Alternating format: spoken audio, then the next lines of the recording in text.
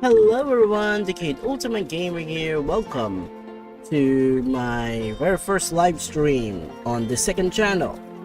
You might be wondering, what's been going on lately with my Minecraft? Been busy with other stuff and procrastinating a lot. No, seriously, I've been busy with a lot of real life stuff and been addicted with playing other games for a bit, just to give myself some inspiration what to build on my account. But for now, I'm sure everyone is familiar with this particular gacha game called Genshin Impact. And I've played this for like 3 years now. So now I've actually been trying to catch up with the plot. And I'm currently in the accessing one of the quests here finally, Crimes 1 and 2. So we're back again on Mondstadt, and it's gonna be something. I have no idea what's going on with this anyways. But yeah, hopefully everyone is getting enjoyment on this one. So anyways, hope everyone enjoys this stream. This is my first, so no idea what's gonna happen. No idea what will happen. So let me just give me a sec.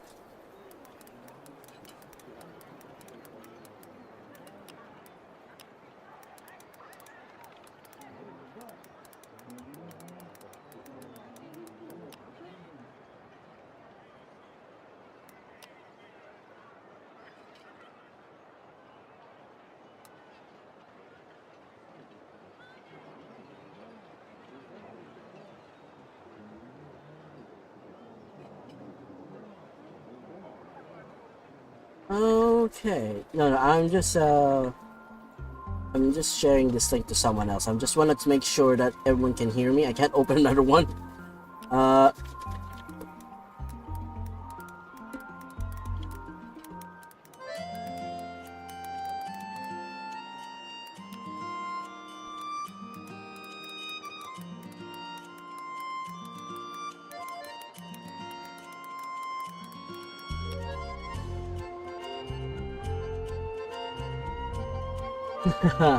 Alright, so let's test out this. Let's go begin with the plot of this particular one. So let's try this again.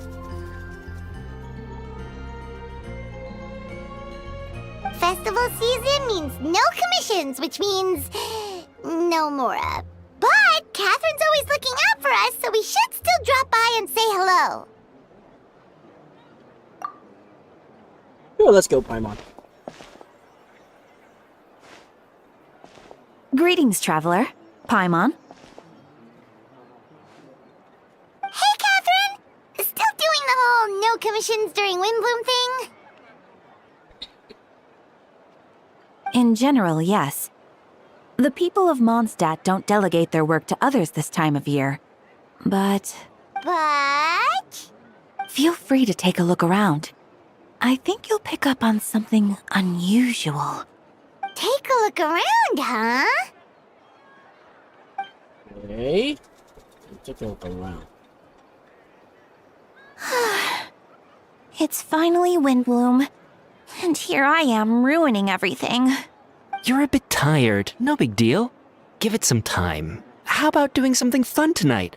We could take a stroll or go stargazing. The heck? And the ironic thing is today's Valentine's Day and you're saying those lines. Stargazing? Like we'll find a spot. You know people start reserving places on Star Snatch Cliff the moment the sun goes down. Sorry, I'm just not in the mood. I should go. Whoa! Something's off with Beatrice. She would never give up a chance to talk to Quinn. This is weird. Oh, you're leaving? I can walk you home. No, it's okay. Thank you. I just need some time to myself. Besides, there's still something I need to do. The truth is, Quinn, not long ago, This kind of like the sus. What is this? What is it? Is there something wrong? Okay. Never mind. It's nothing. Actually, Quinn, I think we should stop seeing each other for now. Huh? Wait, are you saying we can't be friends anymore? I thought we were best friends. Did you see that? Beatrice ran off without looking back. Oh, we go adventuring in other nations for a bit, and one of Mondstadt's best friendship stories is already over.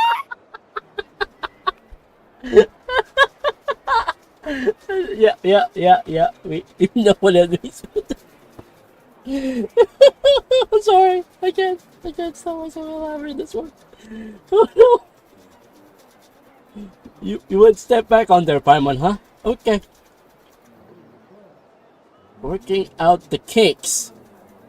You mean the kinks? So, is this what you meant by unusual, Catherine? This is just one example. Beatrice has been feeling down for days. But that's not all. Oh, it's the honorary knight in Paimon. Sing atmosphere. This is a festival, right? Is something wrong?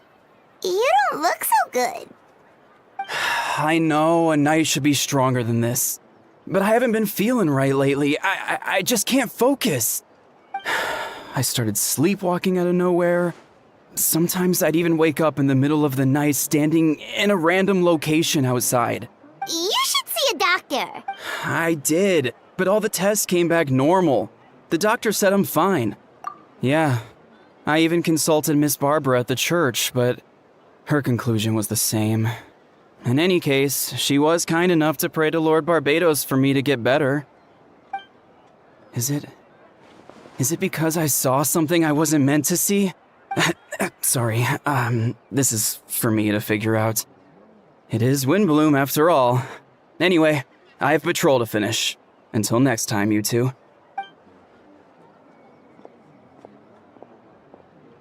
Huh. Is it something in the air, maybe? It appears Miss Donna is also out of sorts. Oh, where can I find a truly fascinating man? Wait, but Donna is the one who has a huge crush on Diluc, right? That's what I thought too. But she seems to have changed her mind. Is that Captain Kaya?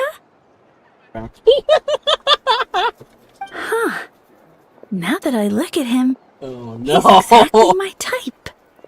How come I never felt this way before? Oh boy.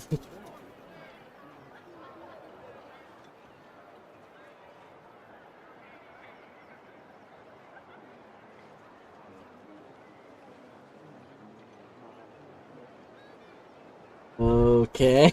I'm flattered, Miss Donna. Although, I do wonder whether that was intended for outside ears. Yeah, no, we're not right to you right now. We're hearing this conversation as you speak. Oh, no. Of course not. I'm sorry, Captain. Just pretend I didn't say anything. And, have a happy Windbloom. I intend to, my dear. But first, a question, if you don't mind. Why the sudden change of heart? I was under the impression Master Diluc was the object of your affections. Let me hold on a second. So everyone knew she had a huge crush on Diluc?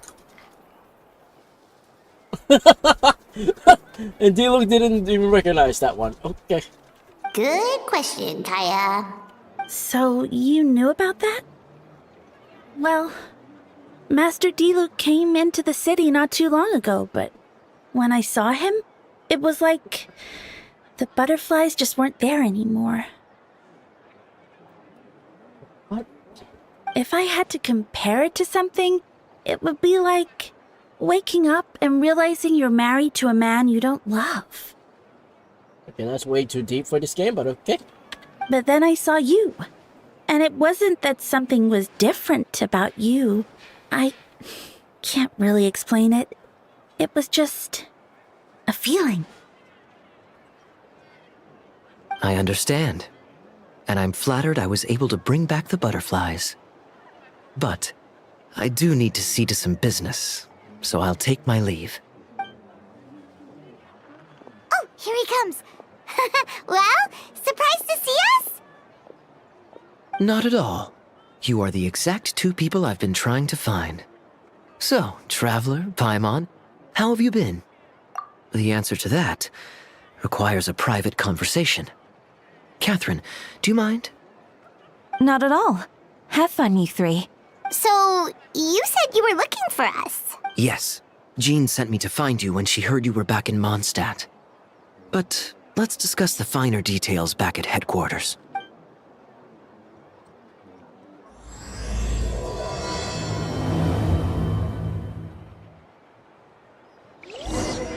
Okay, finally access this quest. Ugh. Wow. Wish they just keep this decor most of the time.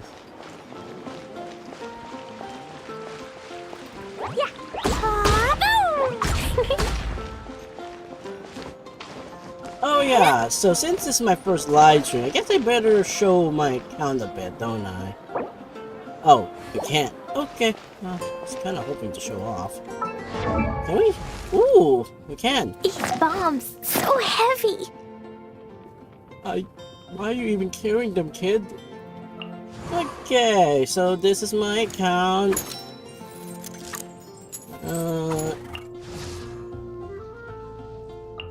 Well, I'm not gonna showcase every character, but These bombs, so heavy. yeah, you can pretty much tell what kind of account this is. I haven't really leveled up most of the male characters here.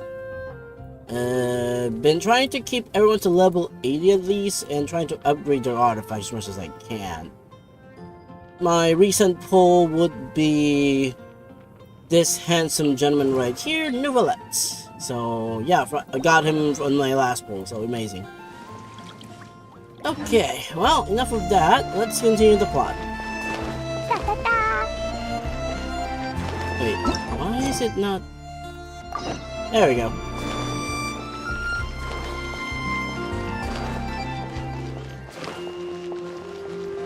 Oh, so that's why there was no event for this. It's all part of this quest line. Okay, that makes more sense now.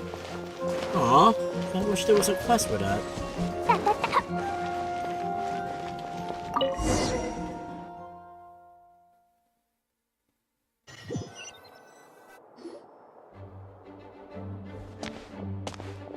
Ah, Kaya.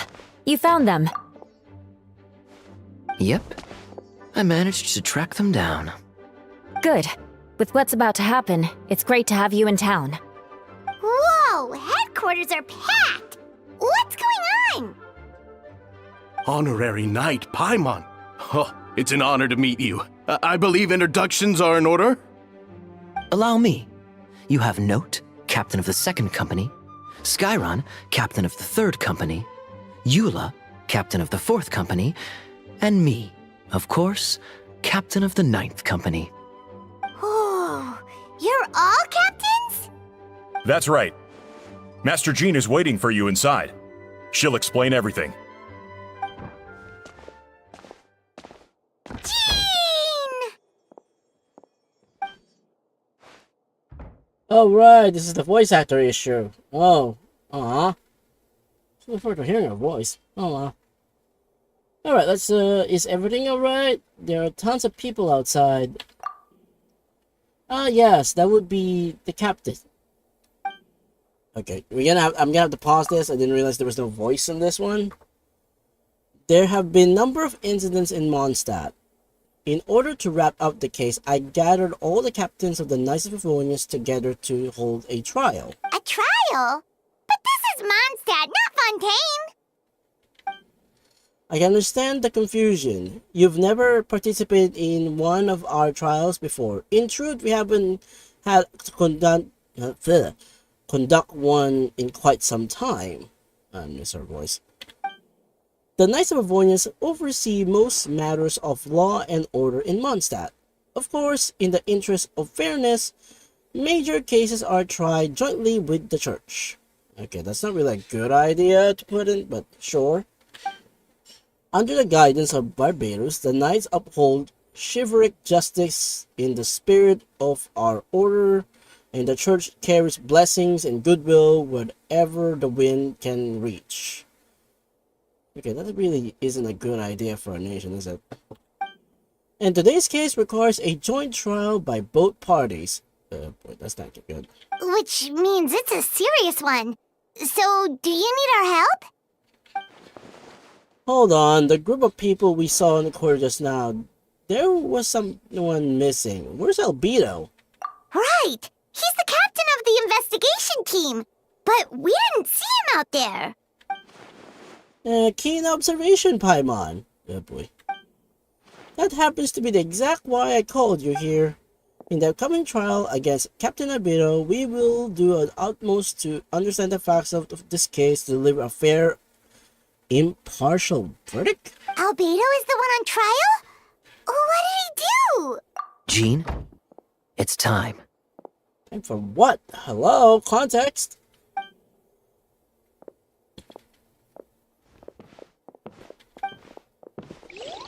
What's going on? Hello? Just arrived in!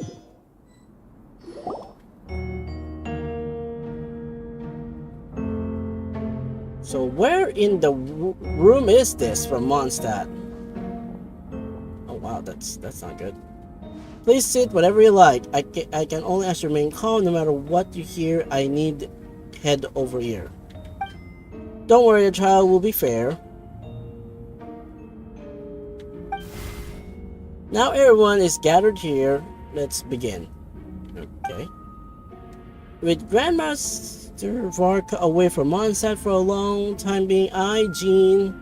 Okay, I can't really pronounce your name. Gunhilder. Yeah, I kind of butchered that one, didn't I? Oh, never mind. Will oversee today's proceedings. Mr. Dahlia, Deacon of the Church of Avonius, will serve as successor as representative of our respective organizations. We will ensure a just verdict in this case. Oh, that's a new face! Deacon of the church. Does that mean he works with Barbara and Rosaria? The defendant in today's case is captain of the investigation team, Albedo. What did you do? I don't know, kind of wish you gave us context before going to trial, but okay. Kind of an odd thing. Oh, let's just find her and then smack her in here? Certain aspects of this case are classified and remains uncertain whether it's alleged to the victims of, or the citizens of Mondstadt. As such, this trial is not open to the public. And yet there are public figures here for some reason. The identities of the victims are still unknown. Strange. If guilt is established in this case, all facts will be made public after the final verdict is delivered. Now, Captain of the Logistics Company, Miss Harta, will present the charges. The court appoints Mr. Kai to speak on Mr. Albedo's behalf. Are you both parties ready to proceed? Wait, there are lawyers in this? Where's Nouvellette when you need one? Because I kind of want their court case more. Yes. Ready to proceed. Why is she blurry? It's weird. Miss Harta, the floor is yours. Prior to this trial, the Knights of Favonius, in conjunction with the church, launched an investigation into Mr. Albedo for suspected murder and unlawful disposal of human remains.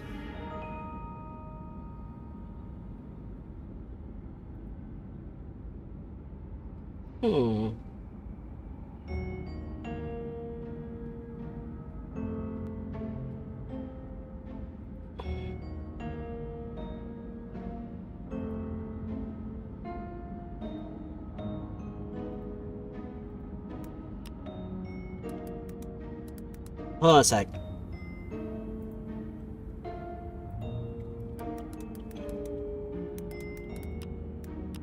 You're hearing that typing? Sorry about that. I'm just trying to see. I'm just asking some people to check my stream. I know no one's here, so.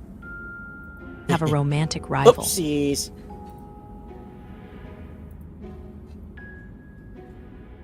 Okay, let's go back to the plot.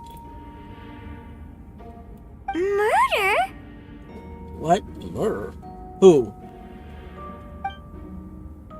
A witness stated that, 11 days ago, in the middle of the night, She saw the defendant southeast of the city gates, dragging a large object she later identified as a human body. No. There's no way! We now call that witness to the stand. Beatrice, please tell us what you saw.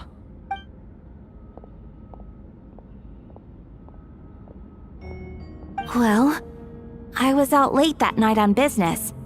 And when I came back, I saw someone in the moonlight that looked like Mr. Albedo. He was dragging a huge bag of some kind. I thought it was strange, so I followed him. Then, there was a sudden flash of golden light. The bag opened, and inside there was a body. Okay. So where's the body? Mr. Albedo's vision allows him to manipulate the ground with ease. So he buried it, and then removed any traces on the ground. Before he left, it seemed like he looked in my direction. Maybe it was just my imagination, but I was terrified thinking he might kill me too. Luckily, he didn't see me.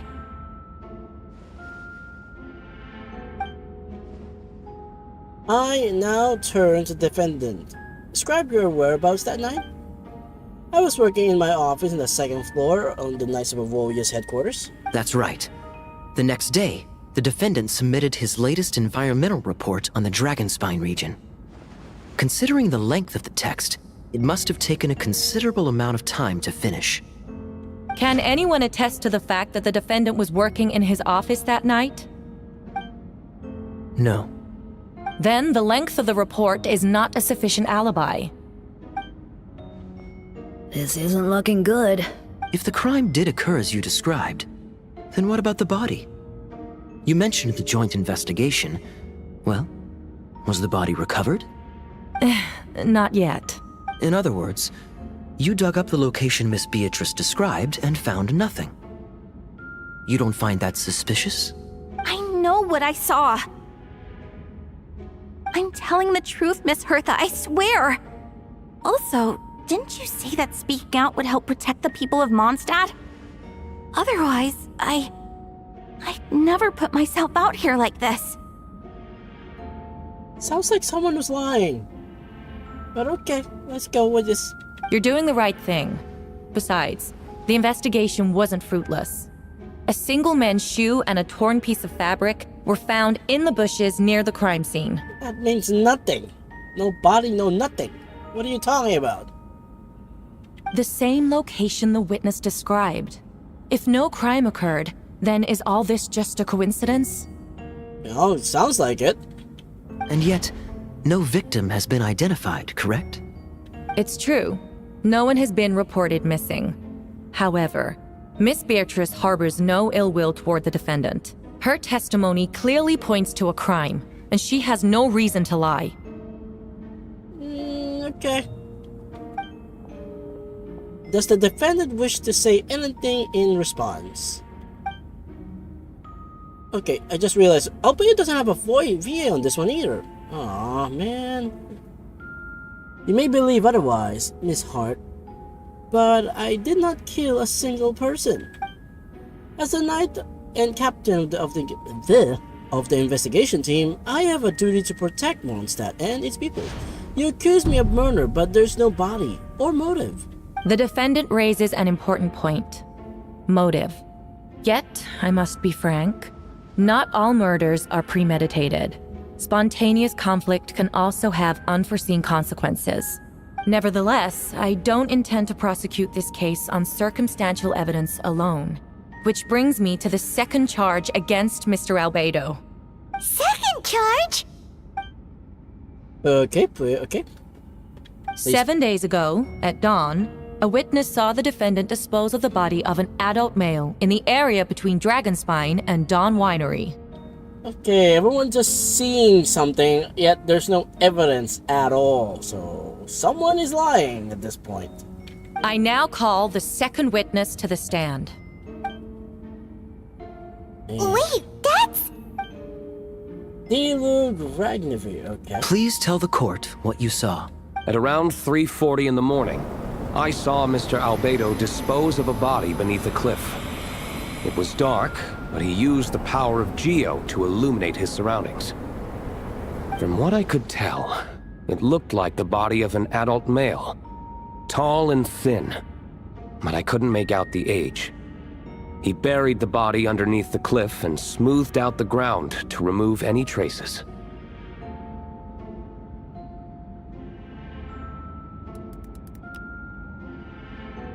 We now have accounts from 2 separate witnesses that describe the same modus operandi. Would you call that a coincidence? Yeah. Pretty much. I would only inquire as to what Mr. Diluc was doing in that area so early in the morning. Not the most opportune time for a stroll. Exactly. Is there such a thing? Dawn Winery is my home. It's not unusual for me to take walks in the area. I just happen to be in the right place at the right time. That's all. And that is more suspicious than anything else. Master Diluc is a well-respected figure in Mondstadt. I see no reason for him to frame Mr. Albedo. Yet, the question remains, where are the bodies? Before you suggest a lack of evidence, Mr. Kaya, you should know. After the defendant left that morning, the witness found this where the body was buried. And this is? What looks like the teeth and femur of a human. Now, it does beg the question. If the burial was fresh, why is this all that remains of the body? But I suppose Mr. Albedo is the only one who can answer that. Careful now, Master Diluc. I do believe I hear a presumption of guilt in there somewhere. These remains suggest an accelerated rate of decomposition. Considering the defendant's profession, there's reason to suspect that alchemy is at play here. Is it though? Both witnesses saw golden light, a known byproduct of alchemy. That's how the defendant destroyed the bodies. The light also explains how the witnesses were able to get a clear view of the events in the dark. So that's your angle. Alchemy. A logical assessment, but we have a witness of our own. The afternoon before the alleged second murder, Mr. Albedo had a lengthy intellectual exchange with his student, Sucrose. The two were in the library until the next morning. Why did the discussion last so long? Miss Sucrose was presenting the results of her research. She noticed some flaws in the data and insisted on reviewing her calculations until the next morning, with Mr. Albedo present. That's right. Okay, even Sucrose is also no voice. Okay. That's right, we were in the library together. You're certain Mr. Albedo was present the whole time? Yes, and I know we would never kill someone. He could never be that cruel. Nevertheless, the other witnesses have no reason to lie. Tell me, Miss Sucrose, that meeting in the library, were you awake the whole time? Sounds like a considerable duration to go without sleep. I do hope you can be truthful with us. It concerns the safety of countless Mondstadt citizens. A crime like this cannot go unpunished.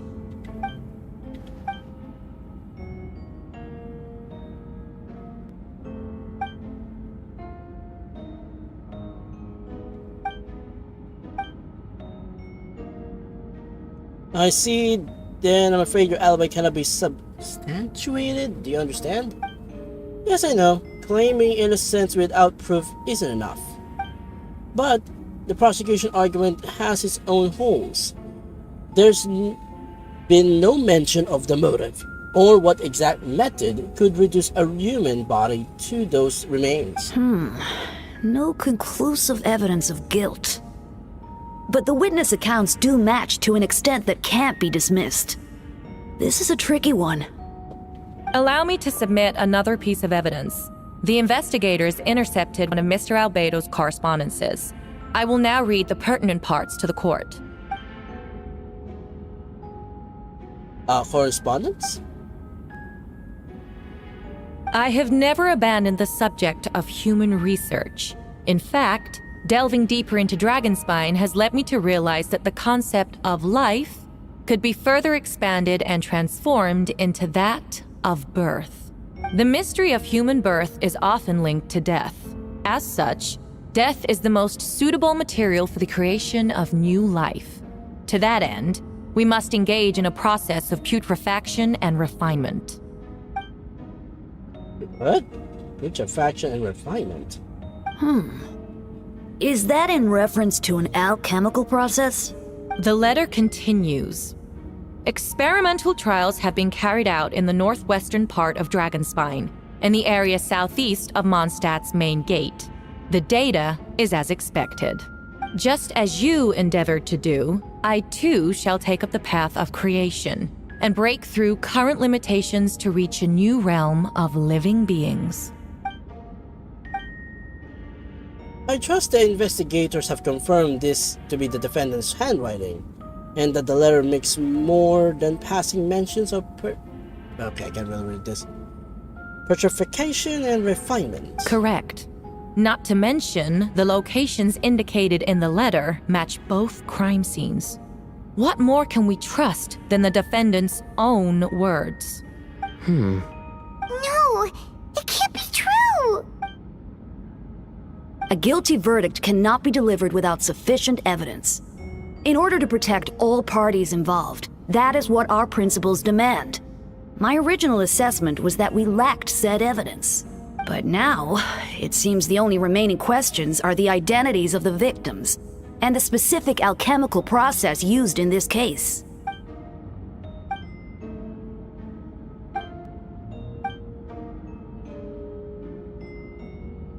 The evidence is conclusive. On the charges of murder, unlawful disposal of human beings, the court finds the defendant guilty. But who's the body? Hello? Who are missing? I mean, that's already like... The people attendants appeared shocked. No one can believe a kind, well-mannered person like Albedo could commit such a crime. Jean stipulates that those unsatisfied with the verdict will have time to submit objection or appeal, but must appear helpless in this moment. As you watch Albedo taking the back, you got a strange feeling that something's hidden about to come to light. It all comes back to the letter, the secret that you and Albedo all knew to well, but the people among us have yet to discover. Why would Albedo do something like that? Oh, this has to be a nightmare!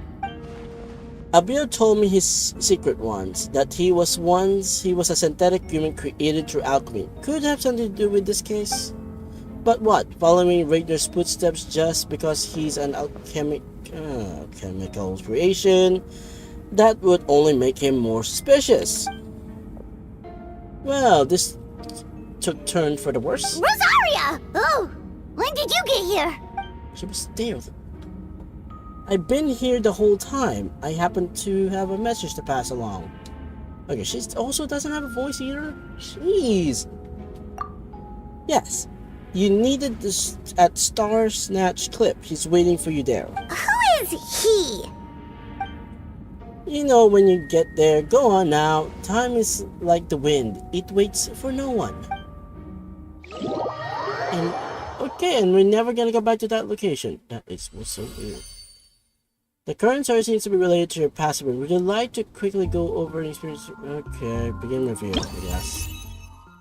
Shadows of Snowstorm review. You and Paimon went to Dragonspine to ask Albedo who was conducting research there.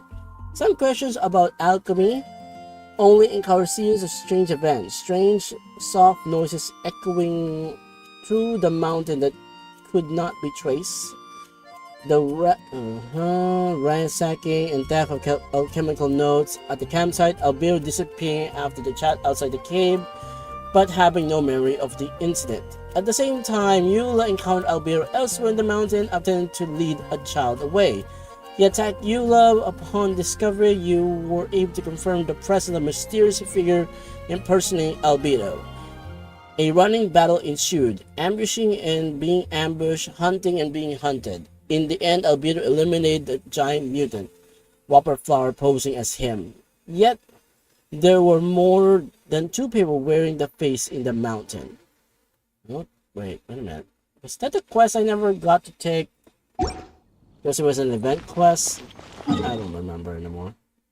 Alright, let's just go there.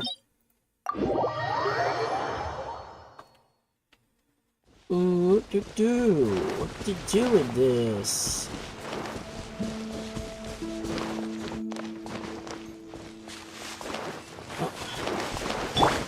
Yeah! You're my target! Right.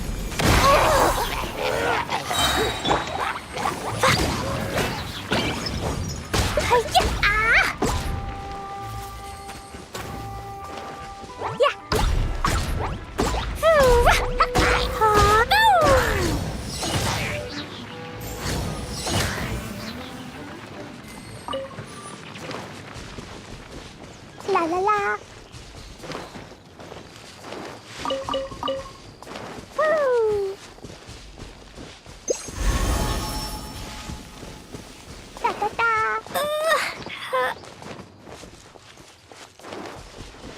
La la la.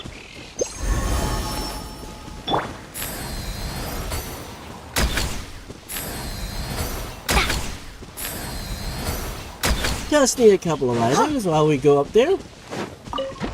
Hello.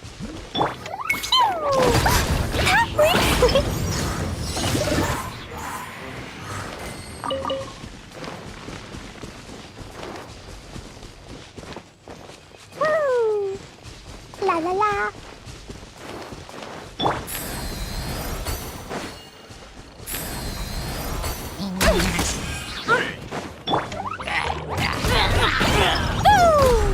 Go forward, my bomber.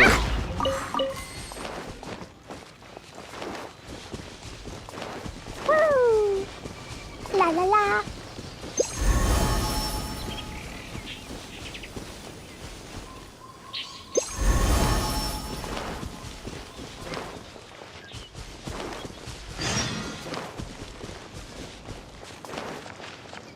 Woo. Da da da.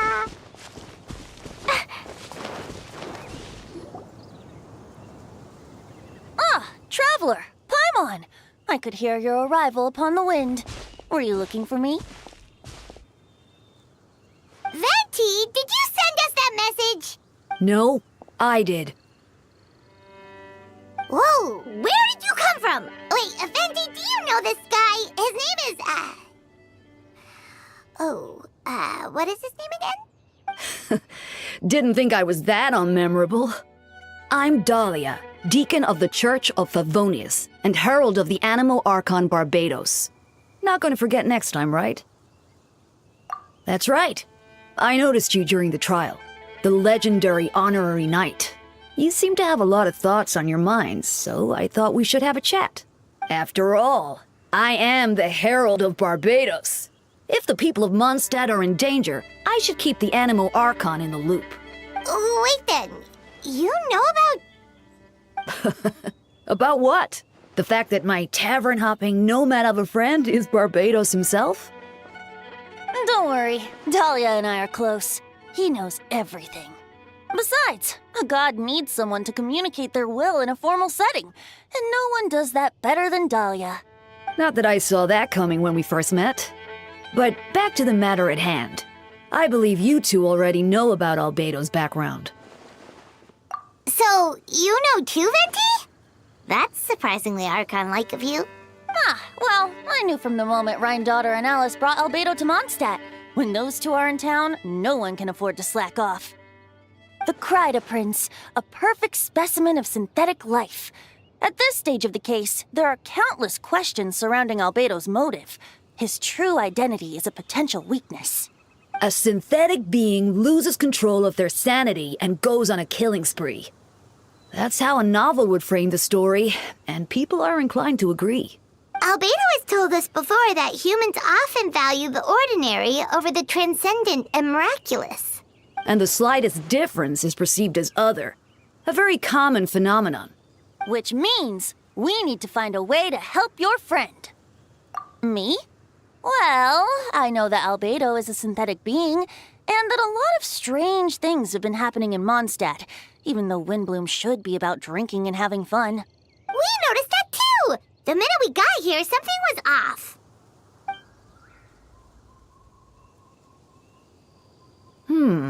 I've picked up on most of those too. Miles is out of sorts. Beatrice seems anxious. Although I didn't know Donna stopped being interested in Master Diluc. Okay, how many people know about that one? Is it everyone in Mondstadt knows she has a huge crush on Diluc except Diluc himself? Is that it? This is just funny. When no love remains for the songs to tell, the world becomes naught but an empty shell. Cruel is said fate, cruel it may be, were it not for a hero who could set us all free. What are you getting at, Tone Deaf Bard? Oh, just making a comment. There are always unavoidable trials in life. At least, that's what Barbados would say. A certain someone is going to need to overcome a trial like that. In such cases, even the Seven know better than to tamper with fate. If only there was a brave soul willing to aid their friend in his time of need. Should he meet a terrible fate, all of Mondstadt could be worse for it. I like the fact that I'm just silent at that point. It's like, yeah, he's just putting, yeah, maybe you should do this job for me instead of me handling the problem. If you wanted our help, you could have just asked, you know. Yeah, let's make it more cryptic and misleading. That way everyone can just guess. Well, even if Albedo wasn't at the center of this case, protecting Mondstadt is part of being an honorary knight, right? You'll still have help, of course, which is why I prepared a little surprise. Behold! A bomb! Don't worry, I removed the fuse, so it's not going to explode. Say hello to the Dodo communication device. So, this thing belongs to you now? We're old pals. Don't think she'd care if I borrowed it for a few days. Anyway, this invention, with a little help from a trick of mine, will allow us to keep in touch. Just take it out and we can chat. That's all I ask. No matter what comes, you have the wind on your side.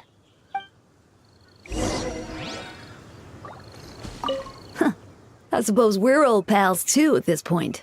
Indeed. Your companionship is like a breeze that lingers in the air, warm and familiar. In all this time, I've never witnessed Lord Barbados approach anything in a serious manner. Perhaps this time, I'm in for something special. Barbados? Serious? Ah, you give him too much credit. Hardly. It's not blind faith, you know. I've always had unwavering belief in the animal archon. Is that so? I wonder what Barbados thinks about that. You should pray to him and find out. Good idea. I'll tell him I still haven't deciphered his drunken musings from our 3 trips to the tavern last month. His wisdom is sure to reveal itself in time. Oh, you know what? Forget about Barbados, Dahlia. Treat me to a drink instead. You wouldn't refuse me, would you? A dear friend like you? Never.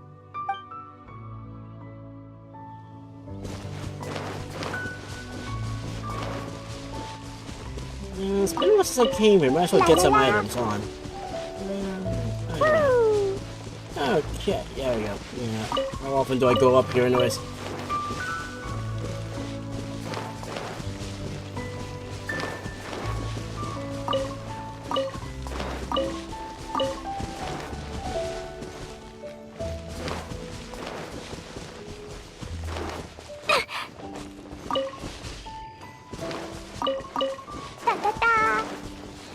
Give me a moment, I just want to gather these.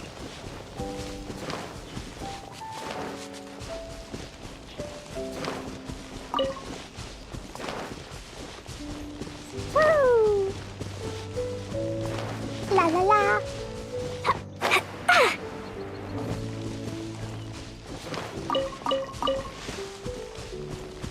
Okay, I think that's done. Let's see.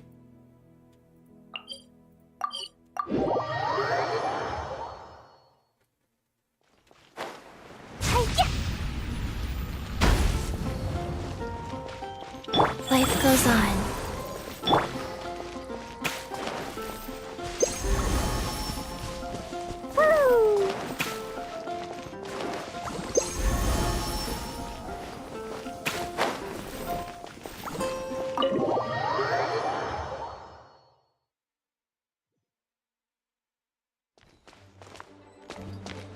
Oh, wait, where?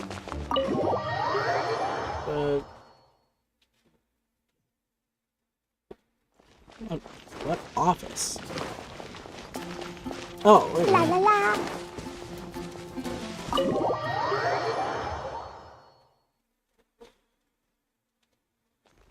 Let's see. I know you must be in shock, but the evidence is solid. Albedo's situation is not looking good. I still don't believe Albedo would do something like that. Using living people as alchemical test subjects? It's like something out of a novel. Perhaps it's best for me to remain impartial, but I've worked with Albedo before. He's an alchemist, not a sadist. This version of events is hard for me to accept as anyone, but Varka once said Albedo is very different from the rest of us. Perhaps there are things we still need to learn about him.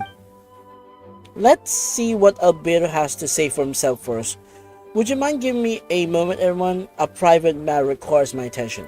Hey, Jean!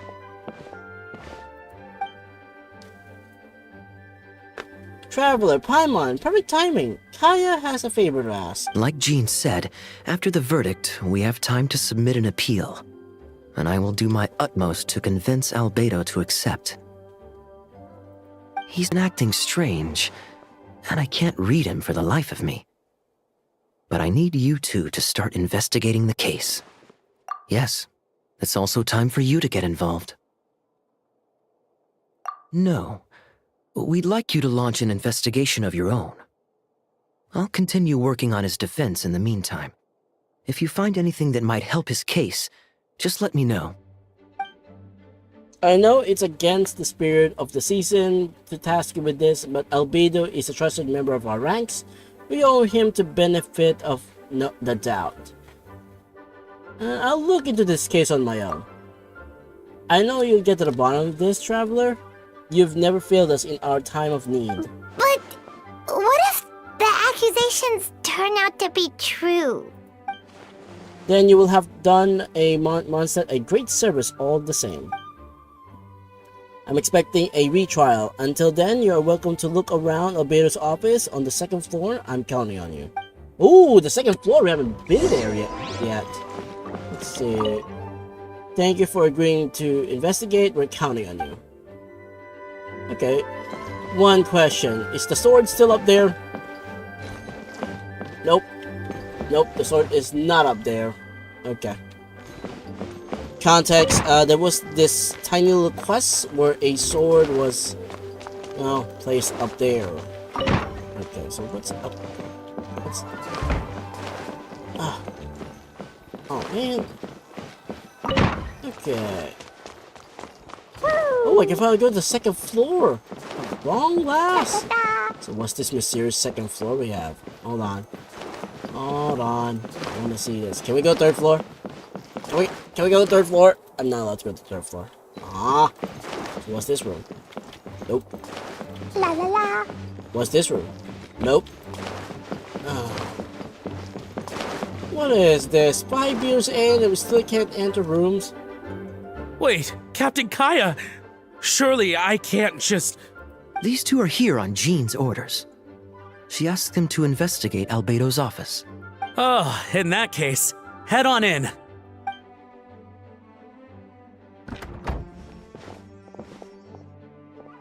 So this is Albedo's office. Pretty much exactly how Paimon pictured it. All right. I have some work of my own, so I'll leave you to it. Good luck, you two. Right back at ya.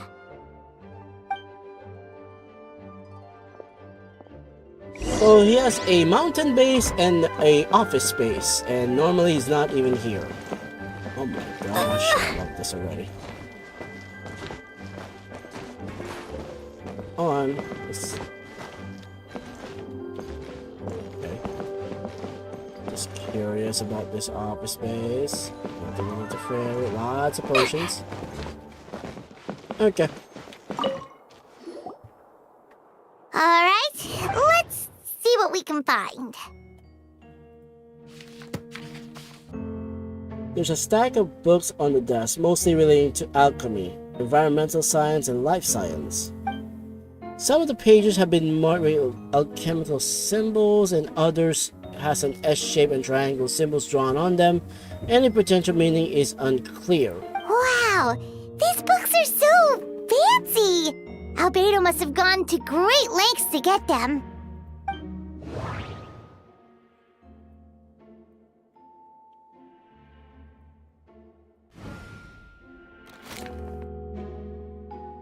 A lockbox sits in the desk. The latches bear signs of wear, suggesting the importance of whatever lies within. The box likely remained locked most of the time, but now the lid remains wide open, as if the owner was forced to leave in a hurry and didn't have time to lock it. Perhaps the letter intercepted by the investigators was once stored here.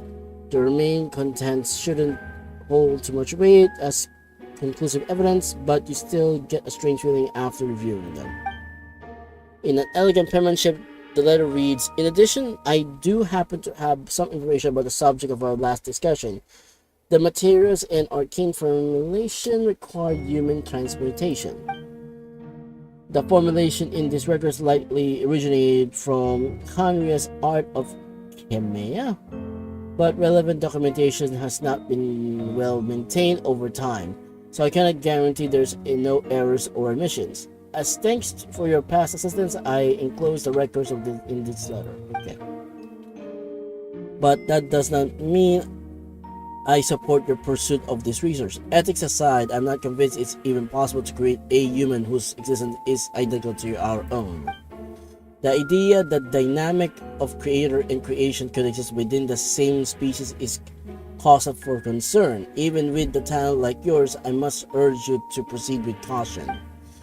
The signature belongs to an unfamiliar name, one that also appears on a chemical nearby. You skim the face to learn the author is an old and accomplished alchemist. The person is likely the friend of Albedo's academic circle, someone who owed Albedo a favor, but also urged him to refrain from conducting dangerous research. Human transmutation? Is Albedo seriously looking into that? Ooh, Paimon doesn't want to think about that. It doesn't look good, but this letter can't directly prove that Albedo did anything. Besides, I think like that must be too dangerous to share with the public, right? That's why it wasn't brought up during the trial?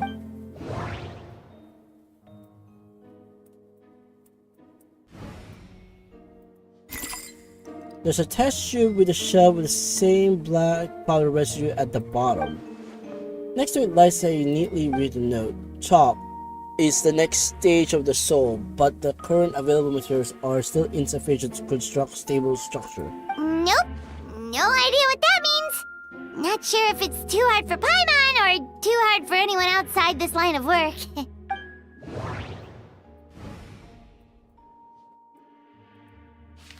Albedo's notes lie on the table. They resemble the ones you've seen before, but the cons are different this time.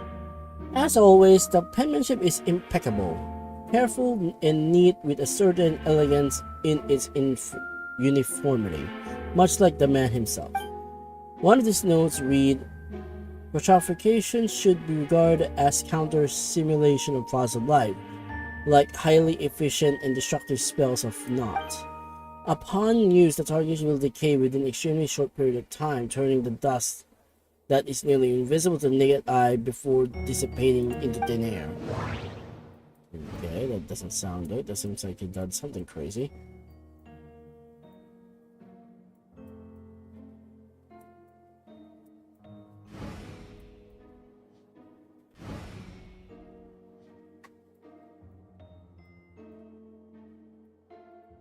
Alright.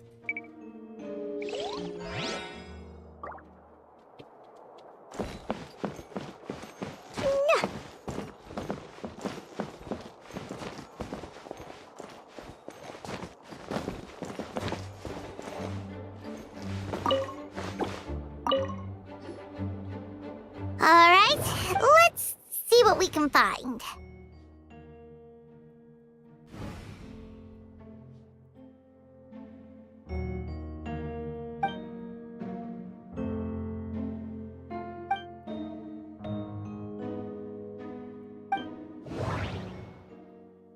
Wait, it looks like there's a hidden compartment under the desk.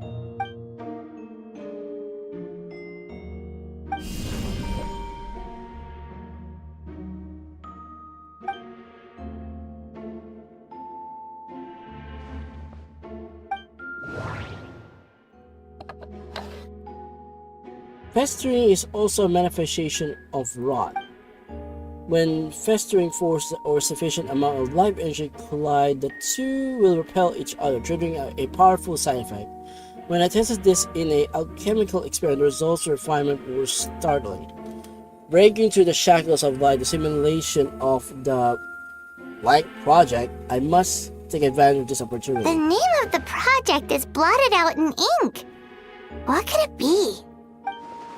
The note mentioned festering forces, which suggests the dragon's spine could be involved somehow. If this is something to do with creating synthetic life, would I better go for one of his experiments? No, it can't be. Amid the notes is the map of a few markings in it. Two of the marks correspond to a crime scene, the third appears to be in dragon spine. Okay. It's a hard pill to swallow, but if the results of the joint investigation are correct, there could be a body hidden in the last kitchen, or at very least a remains of one. What does this mean? Oh, do you think something might also be buried at the last location? Alright, that seems to be it for this place. We should go tell Jean what we found.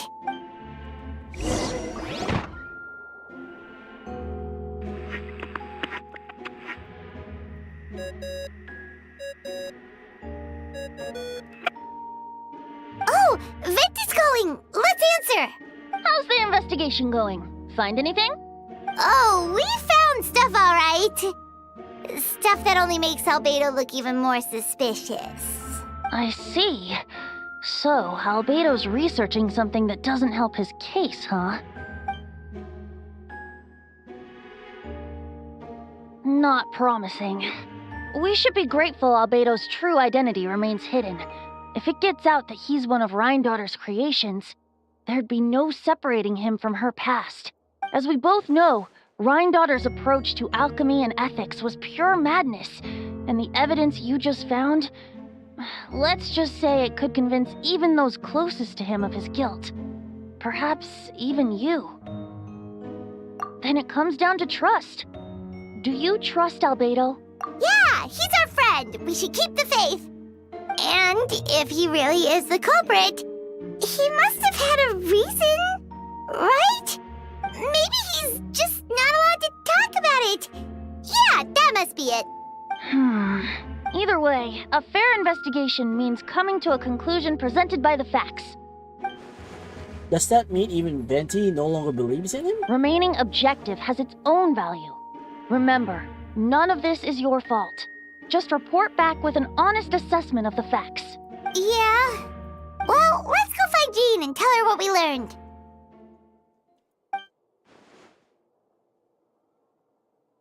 Wait, that's Miles. Oh, sorry. I heard voices and wasn't sure if I should check who was inside. It's okay. We're here on Jean's orders. Ah, I see. I'll, leave you to it then. Hold on. You didn't hear what we were saying, did you? Oh,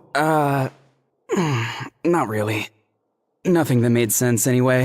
Well, do us a favor and just forget anything you might have heard, okay? Oh, sure. You got it.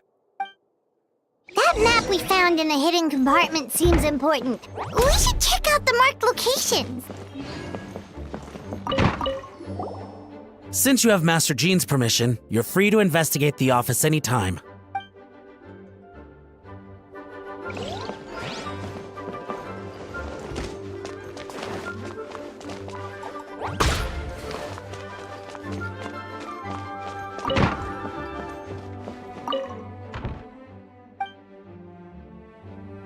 I thought you would have to talk about to Master Jean. What happened?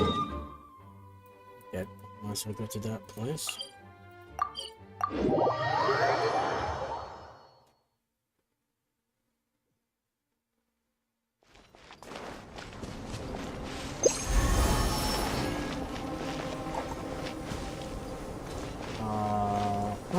Way I have. That's... You're not going anywhere! Spider! Defensive mode engaged. Guys.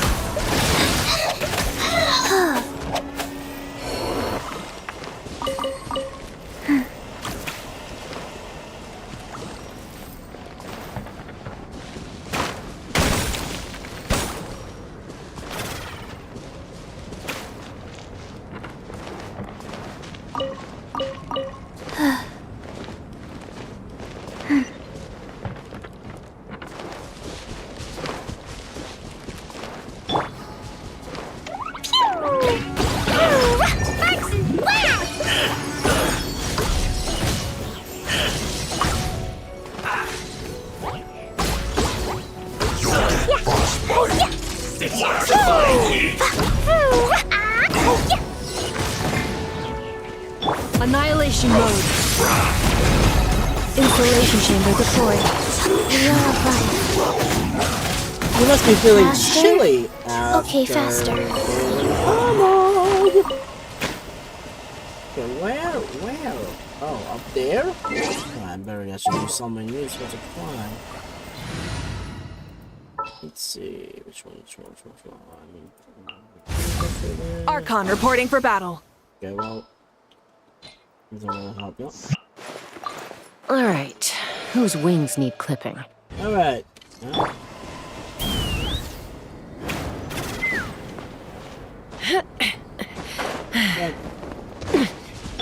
Light it up! Full throttle!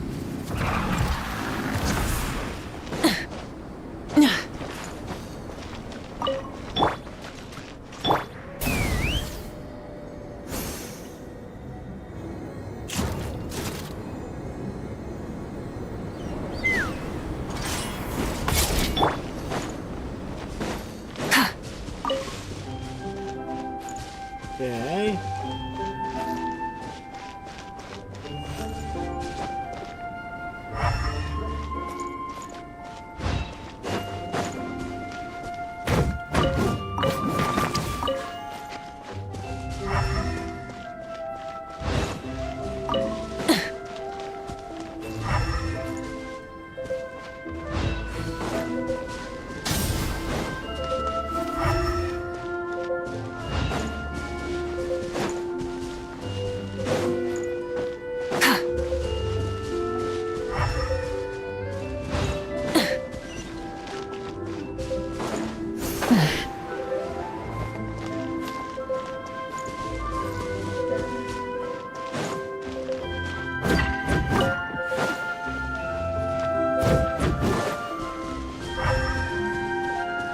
We should be getting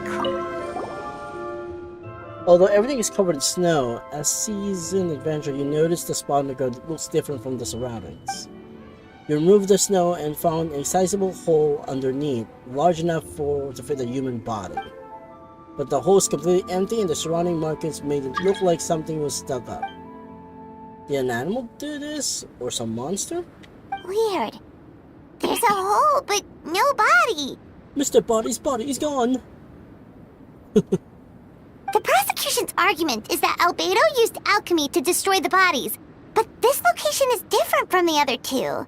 Why not fill the hole, or smooth out the ground like the other places?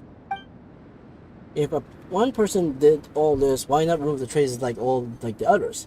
And if Albedo isn't the one responsible, why was this location marked on his notes? You return to the nicer ruins, doubts swirling in your mind. Okay.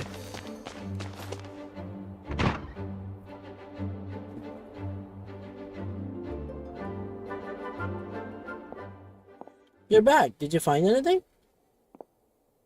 Yeah, but none of it helps Albedo's case.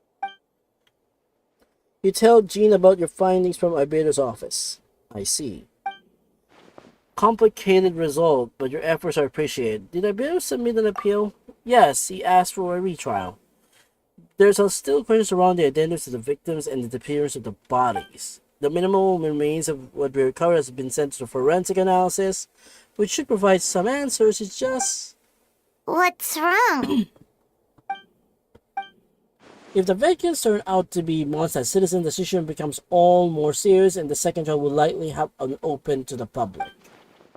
And I doubt the public sentiment will be on Albedo's favor. Yeah, not when the charges are so serious. The second trial is set to take place in 2 days. I hope you consider attending this one as well. Of course, we'll be there. In the meantime, we should all just stay positive.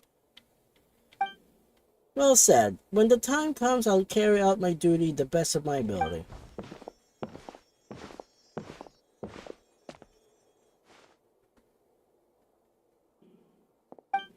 Miles?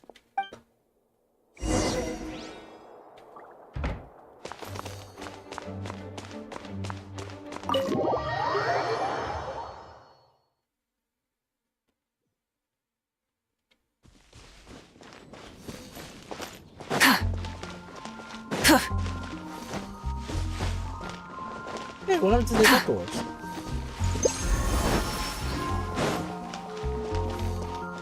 Hey, the decors are gone.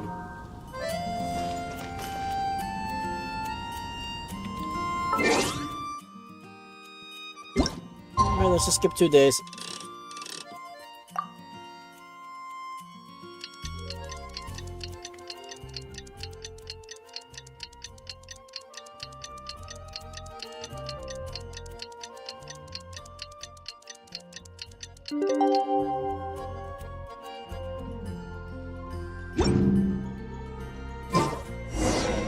We should meet up with Jean. It's about time for the second trial.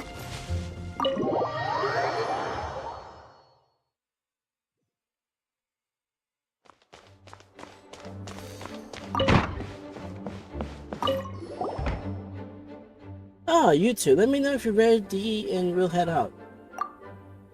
Alright, follow me. I might as well be ready. I don't know what's going on, but okay.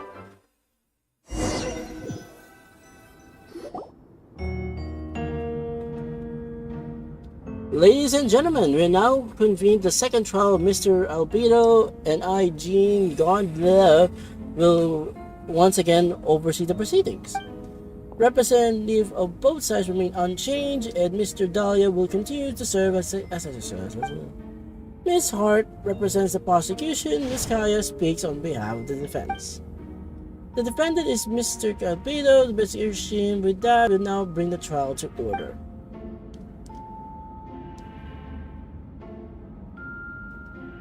Ms. Hart, have the investigation made any new discoveries? Yes. We sent the teeth and the femur bone found at the scene to the church's medical office, and were able to conclude that these are, in fact, human remains. In addition, the investigators were able to identify several Mondstadt citizens who appear to have been missing for quite some time.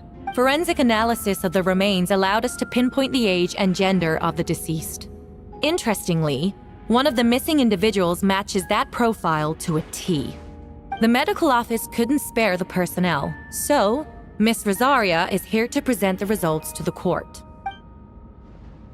Hansel, man, male, 46 years old, marital status single, occupation hunter. Consistent with the conclusion of the last trial, he disappeared, went unreported, likely due to his lack of relatives. In addition, medical reports shows that he sustained a mechanism related to his injury to his leg 3 years ago. The damage to the femur bone Mr. Deluc found consisted of such injury. Therefore, we can conclude that one of the victims' case is Henselman. A specialized technique was likely used to accelerate the rate of decomposition. Is it reasonable to assume this technique to be alchemical in nature?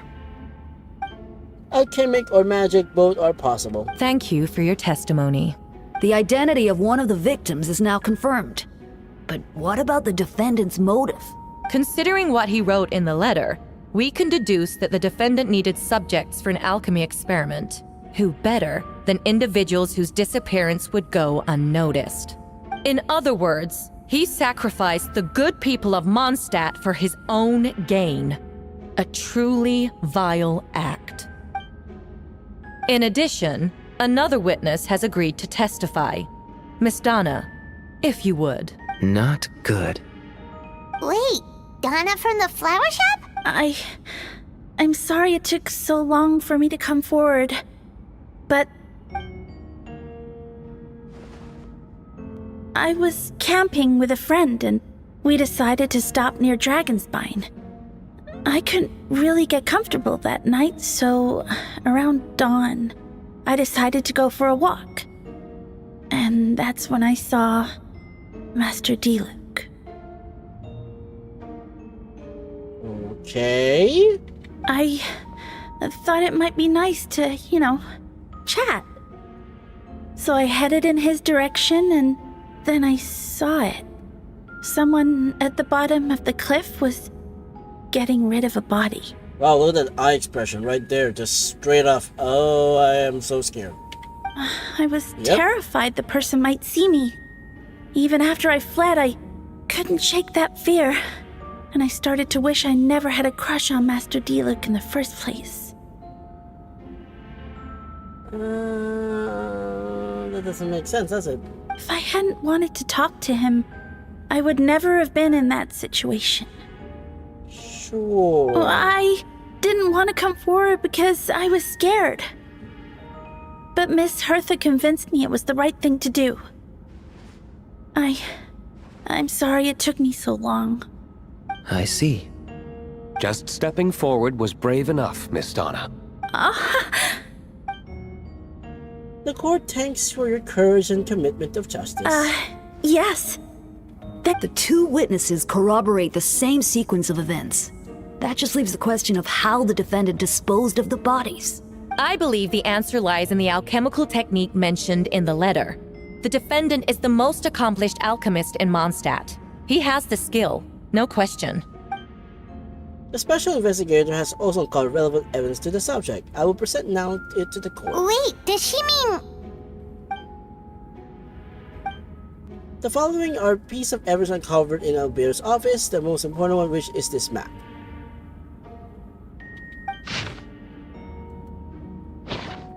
This map is found in the defendant's notes, marking correspondence with position the locations of the crime scenes. Does this map belong to you? Yes. Were you the one who marked the locations? Yes. You do realize that's basically an admission of guilt, don't you? The evidence against you is nearly insurmountable.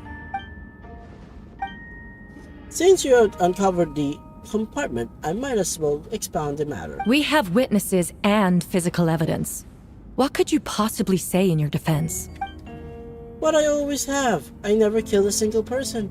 Ugh, you have some nerve. Saying that when the evidence is stacked against you? Miss Hart, you presented a meticulous and convincing case. I'll give you that, but I will never admit to something I didn't do. So, what? You're just going to bombard the court with excuses? That's rather a dismissive way of referring to an innocent man speaking on his own defense. Besides, I'm not making an excuse. I'm exercising patience. That won't make the charges against you disappear, Mr. Albedo. Perhaps not, but patience comes with its own reward. It's easy for things to remain buried in snow until someone comes along and brushes it away. Albedo seems serious but unfazed. Does that mean he really didn't do anything untoward? He mentioned brushing off the snow. Was that supposed to be a hint? If this is a hint, it must have been something to do with Dragonswarm, which reminds me the location of the map we found was in Dragonswarm, wasn't it? Traveler, you were the one who uncovered the notes, right? Then I'm assuming you visited the third location marked in the map as well? Yes. Can you tell us what you found? You nod in your head and give the honest account of the scene you found in Dragonspine. Whatever you kept the hole was gone. The surrounding area was bore marks of an unknown creature. With everything covered in snow, no one knew there was something discovered in the first place. Then, there must also have been a body.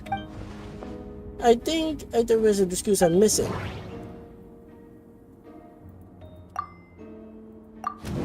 The first marked location is near Mondstadt. Beatrice saw Albedo using the alcohol dug and buried the body there.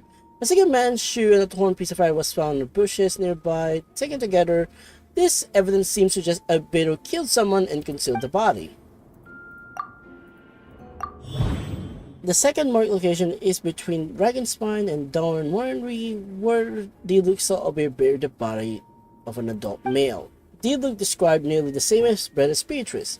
There's no reason for them to collude against Albedo, so their testimony should be trustworthy.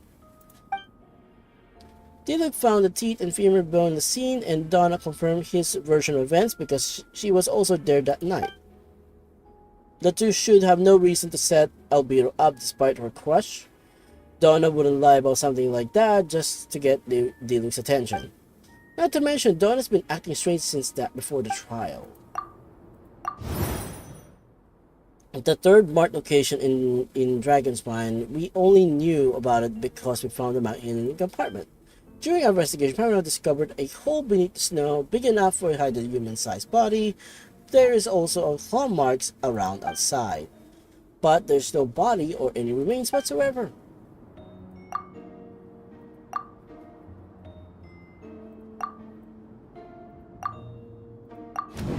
According to the forensic result, the teeth and femur belonged to a Mondstadt citizen, and the witness account suggests Albedo was the one person who counted his body. Did Albedo really use alchemy to reduce body to a few bones? Does that mean he's the killer?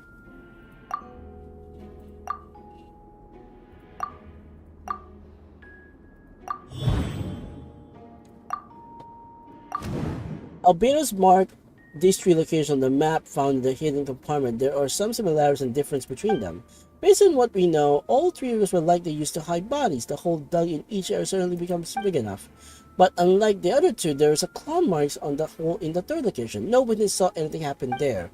Dragonstone is a home to all manner of monsters and wild animals. Could some kind of creature dug the body up? But why wasn't the case in the other locations? The marks didn't look fresh, which means the hole in the third has been there longer than the other two. But if the hole in the third wasn't made around the same time, does that mean the connection is a separate incident?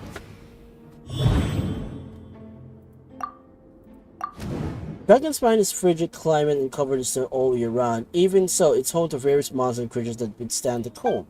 Deep within the mountain lies the remains of even more mysterious creature, Durin. Although the dragon has been dead for a long time, he still possesses a particular life energy. Now that I think about it, a lot of strange happen on Dragonspine. Interpret. Most people know Abir's at Kelmic and captain of the investigation team, but in truth he's, okay, I can't really pronounce that, a synthetic union created by one of the 5 sinners, Gold Reinhardt. Okay. Albedo is steadfast, intelligent, and treats everyone with kindness and respect. I think most people will agree to that assessment. He's also calculating thinking. It's fair to say that he did commit a crime. It's likely to be well concealed. Up until now, Albedo never displayed any ill will towards humanity, and he also seemed to be the normal self. As his friend, I shouldn't reveal the truth about his identity. That would only make things worse for him.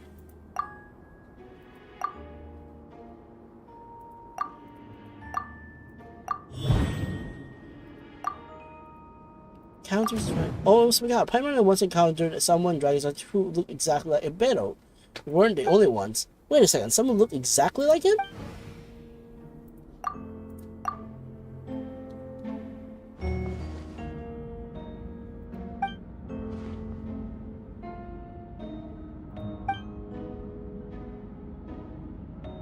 Since I made an honest assessment of the facts, I should be honest about my doubts too. It's only fair. Besides, I think I understand what Albedo is trying to tell me just now. I'd like to address the court if I may. I was the one who investigated the office, and I believe the results raise a few questions. Regarding the 2 cases that addressed the previous trial, it was established that after disposing the bodies, the defendant used alcohol to restore the ground into its original state. But that wasn't the case at the third location. The hole was still there, with dirt scattered around the perimeter and looked like something had been dug up. If this was done by one person, why wasn't the third scene given the same treatment as the others? Why weren't the traces removed? In addition, the markings around the third location weren't fresh, which suggests the dragon's fight isn't happened in a different time. For those reasons, I believe there's still reasonable doubt to this case, and I hope the verdict reflects on that. Thank you. Astute as ever, Traveler. Questions there may be, But allow me to point out, there is no evidence to suggest that anyone besides the defendant knew about the third location. And the map was found in his notes. That fact alone makes him the most plausible suspect. Unless Mr. Albedo suddenly plans to deny that the map belongs to him. Allow me to respond to Traveler's point. If all I cared about was proving my innocence, I would indeed do as you described, Miss Hart, and deny any connection to the map. But that is not what I tend to do. The map does belong to me, and I did not hide things in the third three locations. What? There were indeed bodies in each location, and I did kill and bury someone in Dragon's Ha! Town. So you admit it. Let the record reflect that the defendant has confessed to his crimes. You're mistaken, Miss Hart. The story doesn't end there.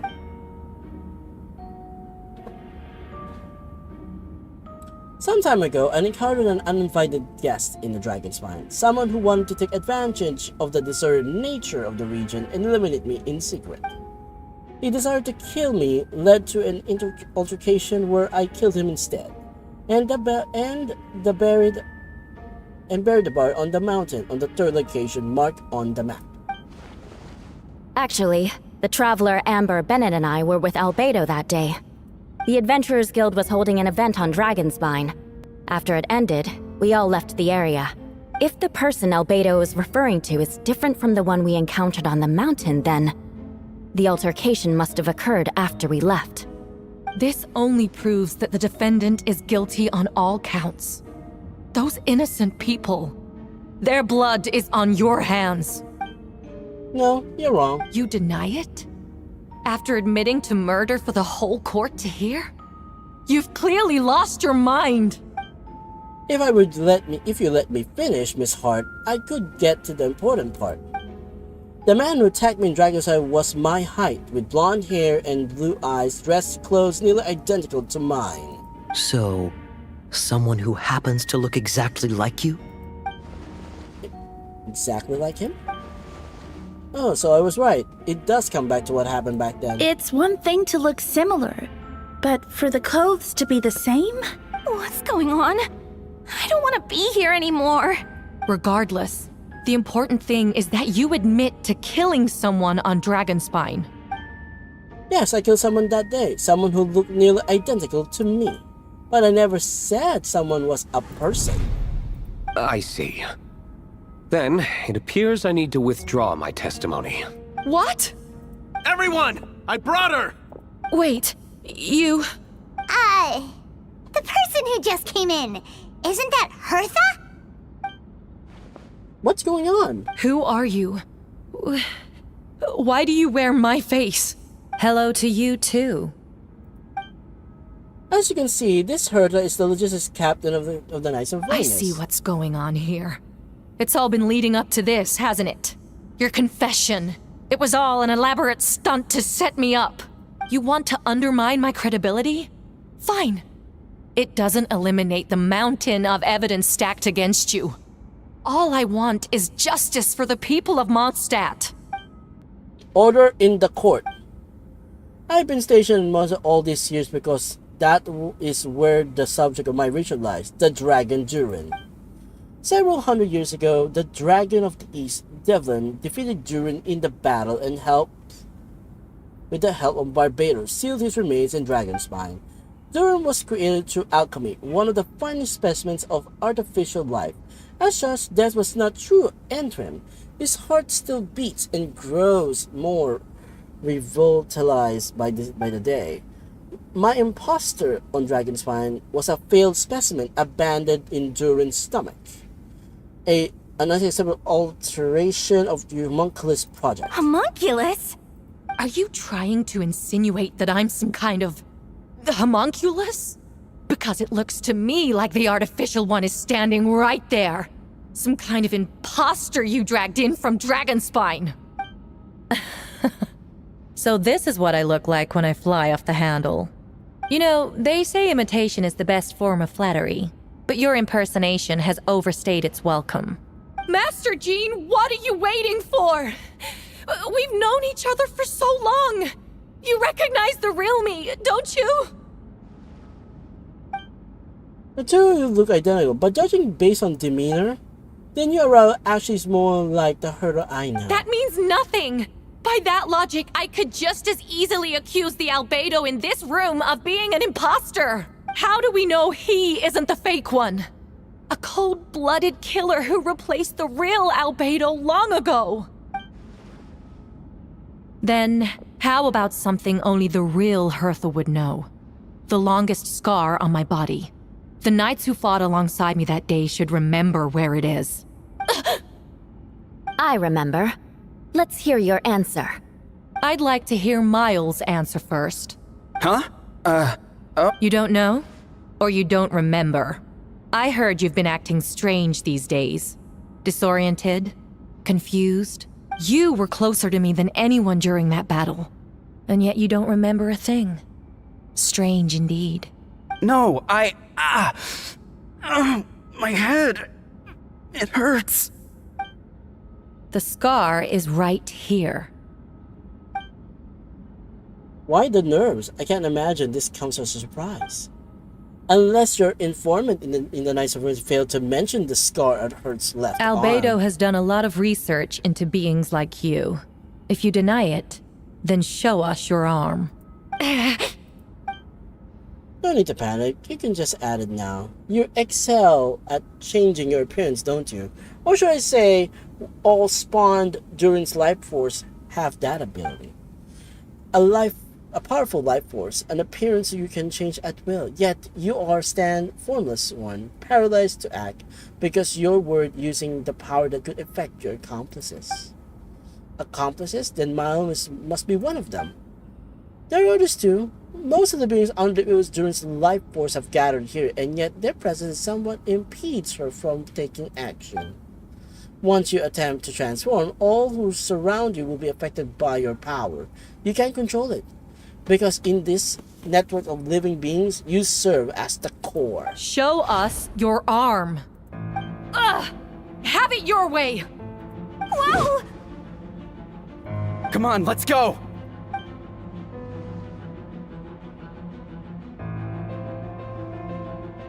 Hey! They're shielding the imposter! She's trying to get away. Stop her. Don't let anyone stand in her way. There are others trying to get in! Must be more people under her control! Time to get moving, everyone. Whoa! She just leaped across the room! After her!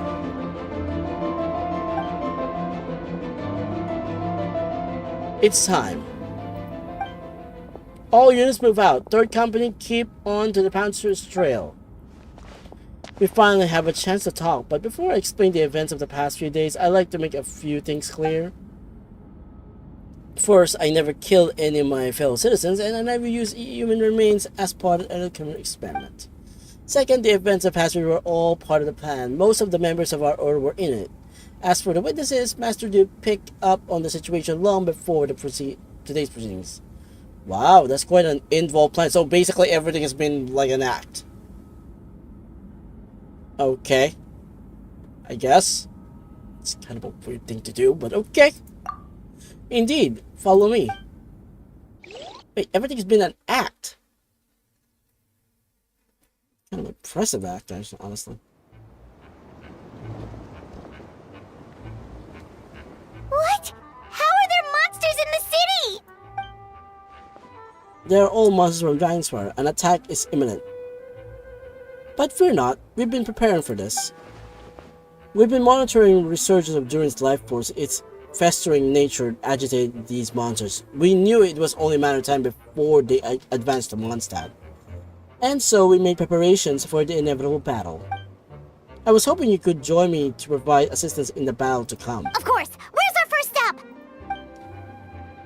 On top of the city wall, provide mobile support to various areas of the city. Okay. Oh wow, look at that. Woo, we need to talk to these people. Master Jean, headquarters should be secure for now. We responded in time and had enough manpower. We can even spare some for mobile support across the region. Good. Our intel suggests that the monsters from Dragonspine could be disguised as Mondstadt citizens, so be sure to exercise caution. Oh, and my divination revealed there are also regular people under the influence of some strange power. Not all of them are monsters. Yes, as so far people, the aim is subdue, not harm. Before you attack, make sure you figure out what you're dealing with. Understood.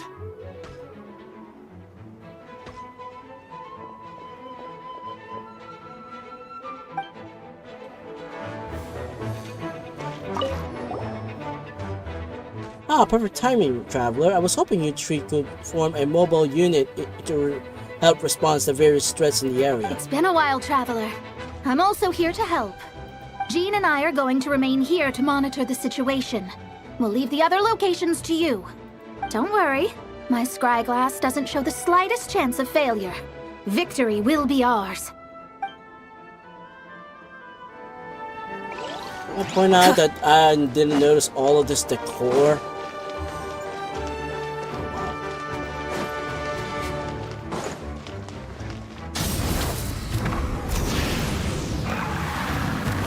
Hip.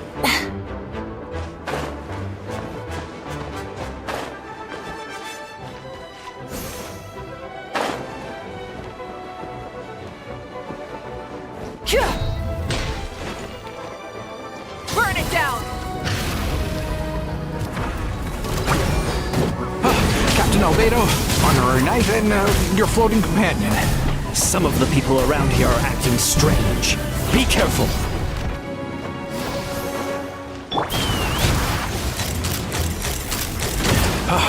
Thanks for the help. I don't think we could have managed that on our own. I hope everyone's alright. We really appreciate the help.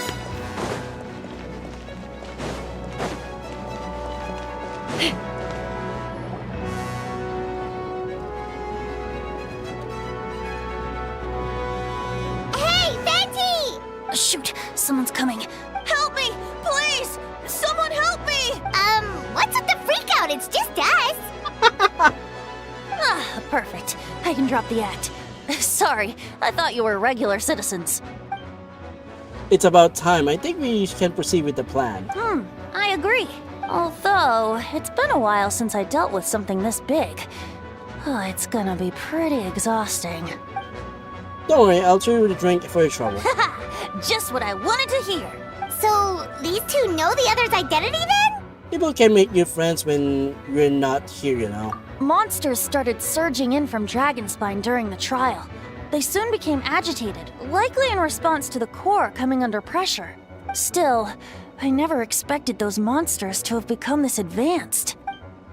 The power of evolution cannot be underestimated, especially considering the fact that Durin absorbed the previous imposter. Wait, so what about the map? And the missing bodies? What the witness saw was true. I hid those bodies. As I monitored the situation in Dragonspine, I noticed that many who ventured there come back different. Some were under the influence of Durin's power, but less fortunate ones have already been devoured by monsters, who then assumed their parents to infiltrate the city. Most of those who were placed had no close relatives, and when their behavior changed, there was no one to notice. The monsters used their disguise to get close to people. I eliminated 2 who attempted the attack. What about the remains Diluc found? Did they belong to one of the victims? Yes, the monsters slowly digest their victims. Sometimes they even left behind body parts to aid the transformation. All that remains of the first victim was the strands of hair, and the second was a tooth and a bone. The only bodies Albedo destroyed were the monster's mimic forms. Then he buried whatever remained of the victims to put them to rest.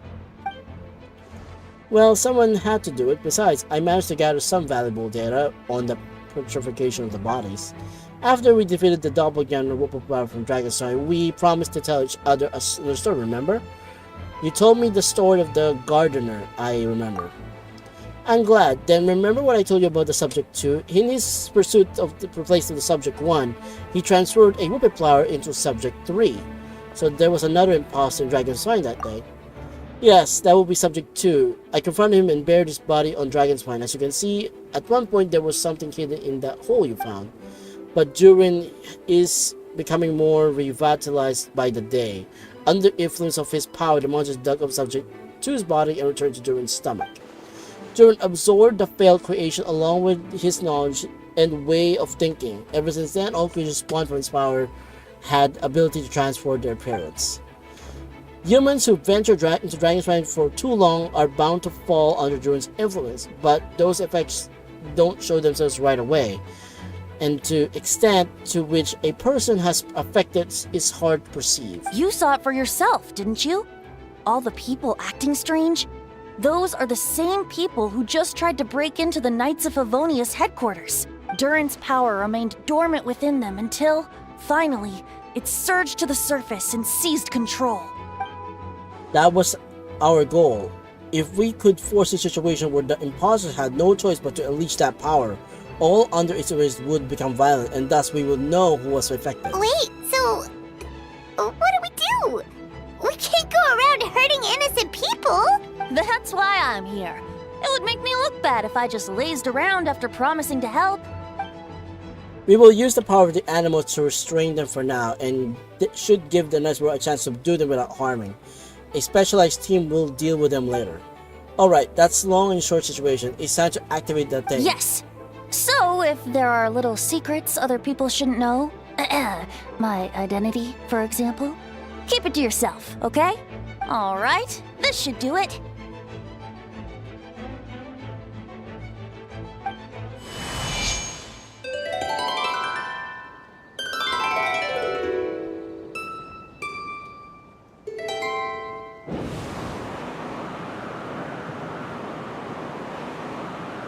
Wind currents? Paimon's never seen this many! There should now be a wind current all across the city. Everyone, can you hear me? Loud and clear, all units with what you're seeing. Good. We have enough manpower to provide support. Requesting assistance at the side gate. Heading over now. Whoa! It's long-distance wind communication! How is that even possible? It's all thanks to Lord Barbados. With this blessing, we will succeed defending their city. Actually, if you face away from the current and whisper like this, no one can hear you. No wonder you're crouching down there like you have something to hide. You didn't have to broadcast that. Huh? That voice. Venti? Is that you? Oops. Oh, you know, just a wandering bard calling for help. Thank goodness the Traveler, Paimon, and Albedo found me. Got me out of a tough spot. Alright, now that you're okay, we should check the status of the other areas. Thanks, friend. May the Animo Archon protect you.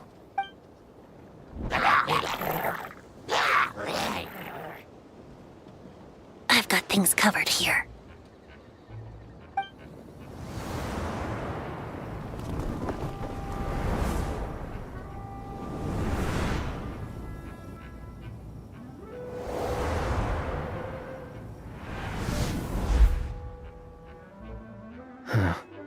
I don't like being in the middle like this. Especially on a bridge. Oh, look who it is. Get back! Phew. That was a close one. I suppose thanks are in order, Master Diluc. I appreciate the help. No need. I didn't intervene to save you. It was for my own convenience. You were in my way. Oh? Well, let me get out of your hair then. I suppose we could work together, but you would just melt my ice anyway. Suit yourself. All right, tell me. When did you notice something was off? The first trial. Ah, because of the fake Hertha? No. Because of you. Me? What did I do? My defense wasn't passionate enough? No. You weren't nervous enough. Tell me then, Master Diluc. When do you think I actually get nervous? I suppose we'll see, won't we? Monsters, incoming. On second thought, best not to think about it.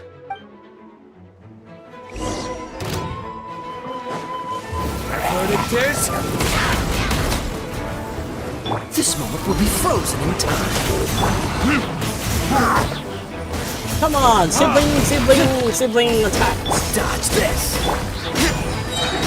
Burn!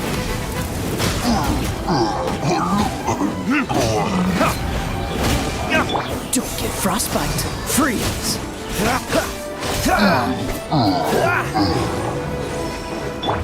Verdict is...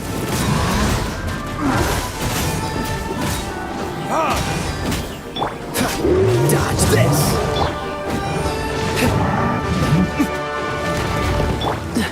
Oh, so sorry. Time for retribution!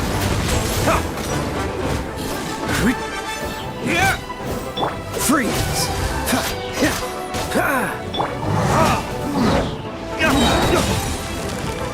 Verdict is...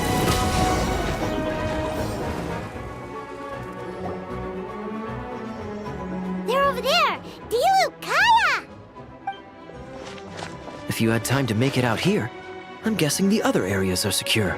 What? We can't be here because we care?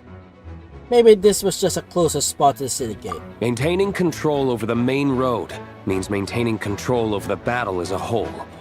You made the right choice. So what's the status over here? All under control. Don't worry. My trusty civilian volunteer and I have this area covered. I think you mean the man who held the title of Chivalry Captain before you. We don't have to bring that up. Well, keep up the good work. We'll check the status on the other locations. Good luck. Oh, and I wanted to thank you for what you said in court. If I'm not mistaken, you were on my side by the end. Believe me, he's had his suspicions since the first trial. I suppose it just didn't feel right to believe that someone who helped me in the past could be a cold-blooded killer. Aw, that's so sweet! Thank you for trusting me, and for choosing to fight alongside us. As for you, Kaya, good work as always. We'll see you later. Of course. Stay safe.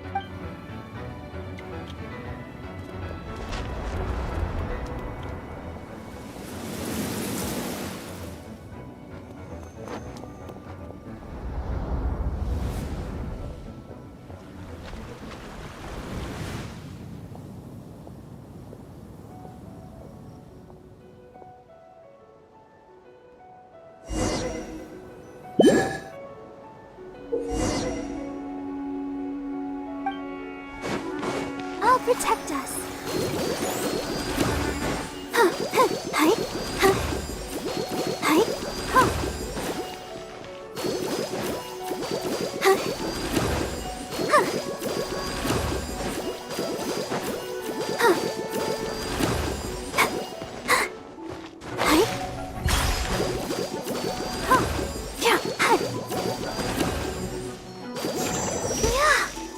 Let's dance.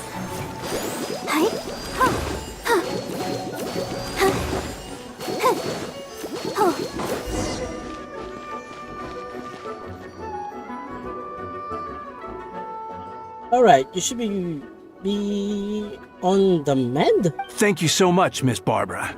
Things are still quite chaotic outside. It's best if you all remain inside the cathedral for now.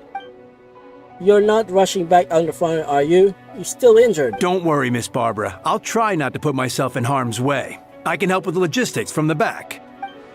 Well, maybe we could give you a hand.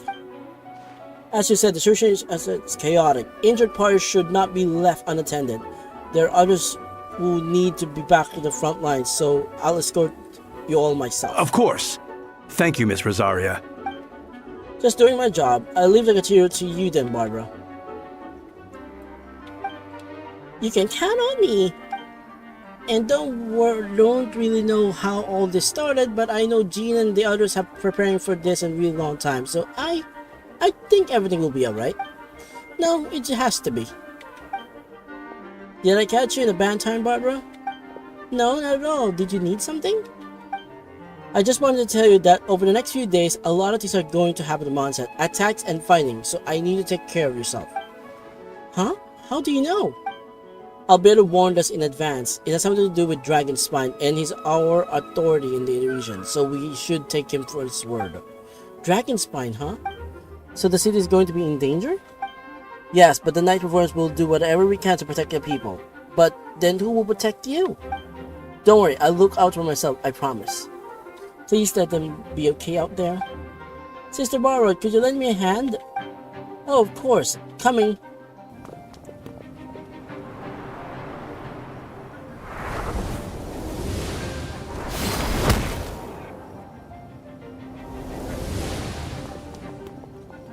This is like Natlan all over again.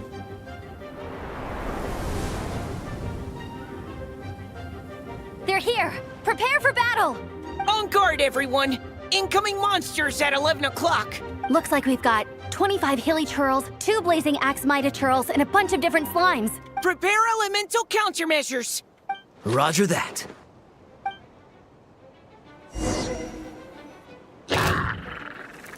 What am I gonna do?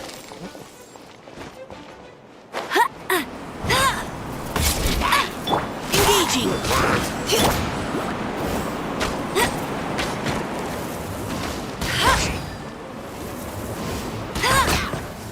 I'm glad they're doing this where I can use everyone. I wish I could use everyone.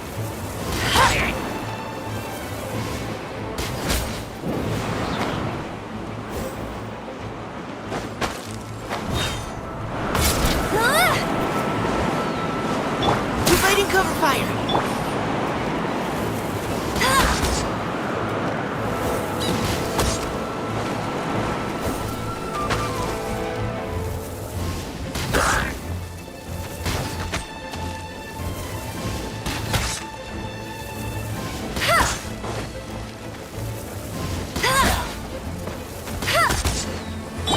Final warning! No one escapes my sights!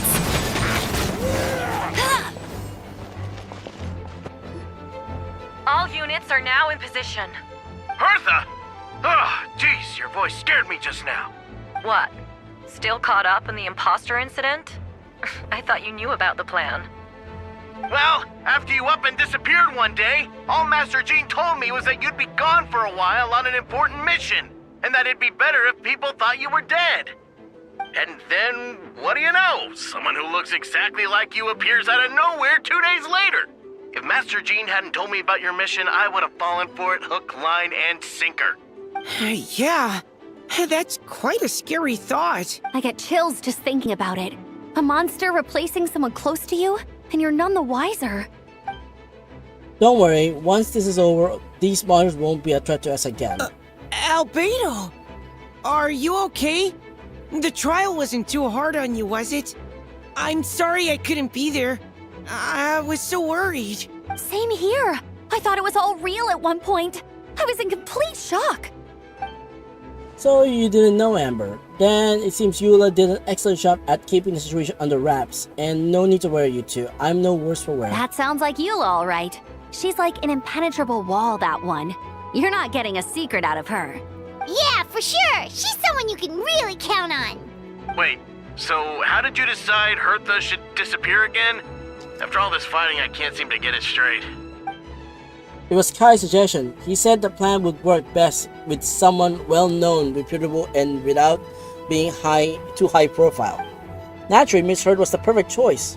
We needed to leave a hole in our organization so she can come up with an idea that she would disappear. Ah, so that explains the rumor that someone had fallen during a mission. Of course, it didn't take long for that to get resolved. No, because the imposter fell right into our trap. It was all part of the plan. First, we spread the rumor that her was missing in action after some kind of incident. The news came from Kaya and Herta's direct subordinates, which was important because we needed to be credible. The imposter saw the gap in our ranks and couldn't help but to take the bait. It didn't take long for the fake Herta to appear on the night's patrol route, claiming to have survived her mission. When did that happen? Over 6 months ago. Whoa, so this has been a long time in the making. Yes, and our enemy was more meticulous than we expected. Monsters have been searching for Herta's body in order to protect the imposter's identity, which is a more advanced way of thinking than Subject 2. So we had to wait long enough to convince the fake Herta that she had our trust. Furthermore, we needed to give her time to gather evidence against me and convince her herself she had enough to strike. But how did the Knight's internal information even reach Durin and his monsters? There's an informant among our ranks. Don't worry, Barbados already tracked her down. She doesn't have his blessing, so she can't hear what we're talking about right now. Honestly, this whole situation almost gave Paimon a heart attack. All those awful accusations in the first trial, and you couldn't even defend yourself! It was me to expect it. I couldn't just reveal the truth. It had to be right moment, or it would have given the imposter even more fuel to use against me. She would have demanded to know how I knew about Dragon's Spine and the monster's disguise, and if my truth didn't get out, the public's trust in me would be gone. It was a trap, you see. Argue back and expose my origins, or keep my mouth shut and to be seen as murder. Credit where credit is due, it was well thought out. Yeah, thank goodness we were able to back her into a corner. Indeed, I have you thank for that, Traveler. You probably don't know it, but you've been part of the plan since the beginning. I'm sorry, what? You've been struggling to be along here? Me? But I didn't even know there was a plan. And for that, you have my sincerest apologies. I know I kept you in the dark, but I had a reason. This might not sound intuitive, but I did it make the fact even stronger. From the beginning, I knew I had to leave letters in my office for a fair independent reader to discover someone willing to seek the truth. Naturally, I thought of you. I knew you would return for Wimbledon, and I knew you would agree to attend the trial. And I knew your sense of responsibility and justice as an ordinary knight would compel you to start your own investigation.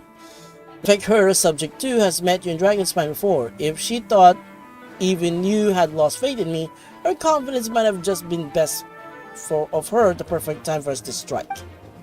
Albedo's right, you were part of our plan from the start. I hope you don't take offense of our decision to keep that from you. And please don't be hard on Rabio, he's just doing his best to look out for Mondstadt. Enough people were involved in the plan as it was, we had no other choice. The Honor and Renpai will always be friends of Mondstadt, we will never forget that. Aww, that means a lot. Thank you for thinking of me, it was an honor to take part. It is on us should be thank you, Honorary Knight. Wait, was that you just now? Let's go to the side gate to check it out. Hold on, let me help. Hold on, what's this? I step outside the courtroom and this is the first thing I see. I'm not sure how much more I can take and I'm not brave enough. Oh, I think you should give yourself more credit. You were brave enough to sit through the trial despite the nature of the allegations. That takes strength.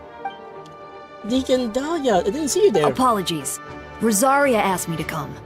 With Albedo running around protecting the city, she was worried you might be alone. At a time like this, 2 is much better than 1. So let me help. Thank you. I don't think Miss Rosaria even remembered me. Of course she does. She spent all that time monitoring Albedo. It's only natural that she remembers his most dedicated student. Oh yeah, after all that, I thought Mr. Rio would be secret, huh? Not even the higher-ups, at least. As far as I know, he shared that information with close members of his order long before these events. Huh? Perhaps I spoke too soon. You do scare easily. Oh, I'm sorry. I guess it didn't so much to just reveal it like that. I'm sure he felt the time was right. Besides, you know the truth. I know the truth. It doesn't change anything, right? When Mr. told me the lie a few days, I was shocked. But more than that, I was amazed. Not afraid? No, not afraid. I trust in knowledge and science, and I trust in Mr. Rio as a person. Huh? I just noticed, Deacon, there aren't many wind currents around us. We lucked out on that front. Otherwise, that conversation would have been for the whole city to hear. Huh? That's how it works? It could be been so embarrassing.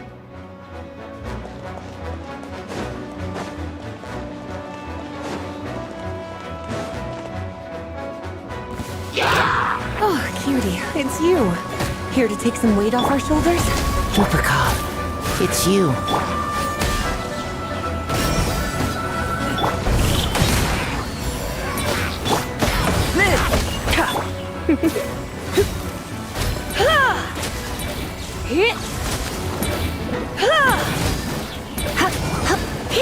Witness my great undertaking! Come a little closer.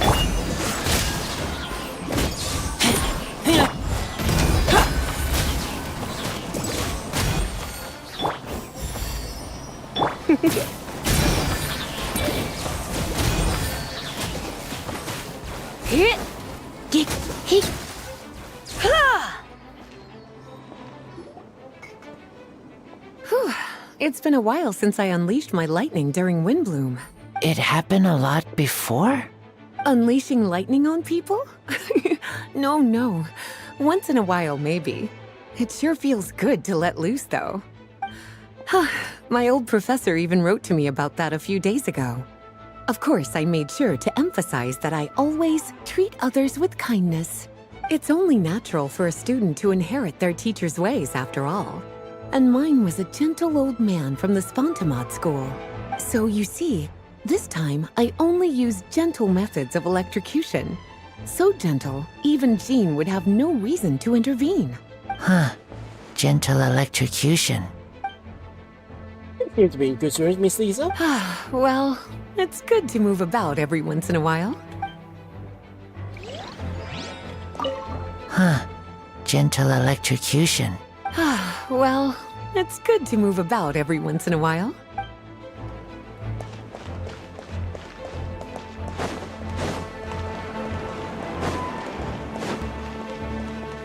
Let's fly!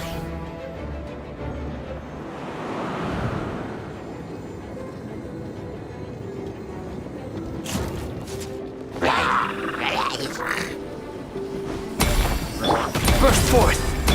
Leave it all to me.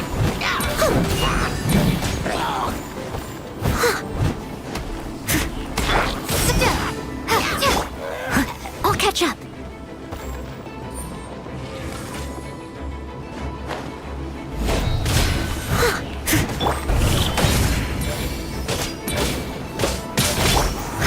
I must leave no stone unturned.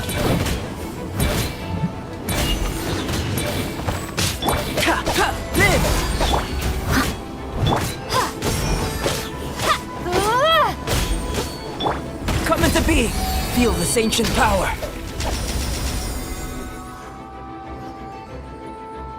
Thanks for the help. That was faster than I expected.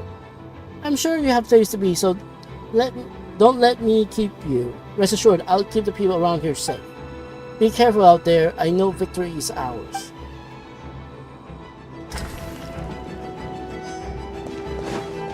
Man, there's no voice. Seriously.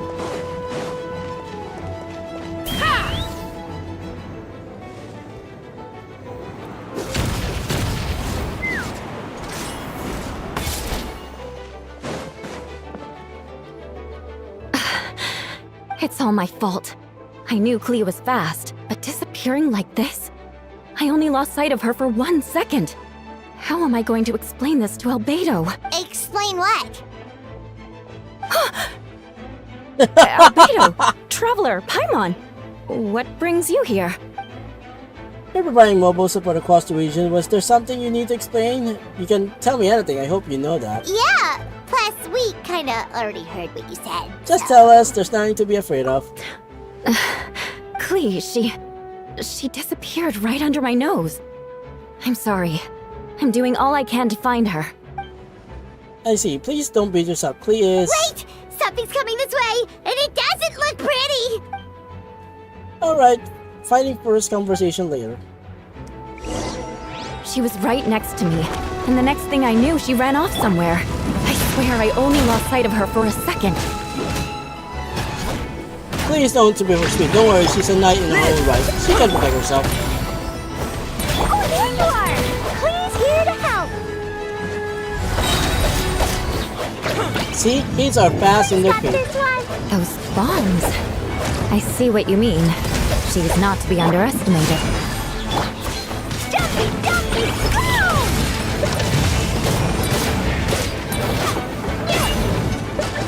Burst forth! We won!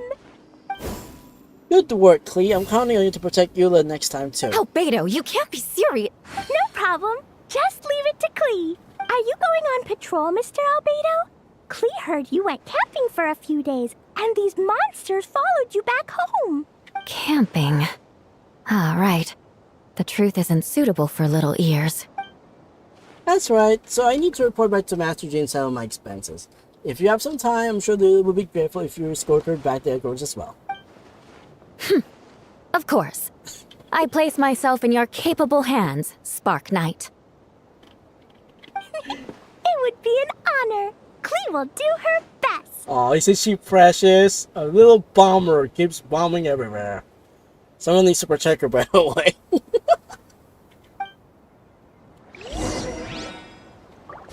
So where's the little bomb? Okay, I guess the destruction here was caused by her. Okay, got it. Take me up!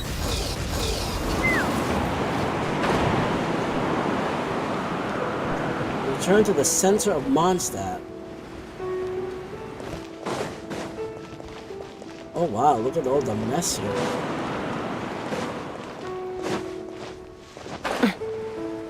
Oh, the water's gone.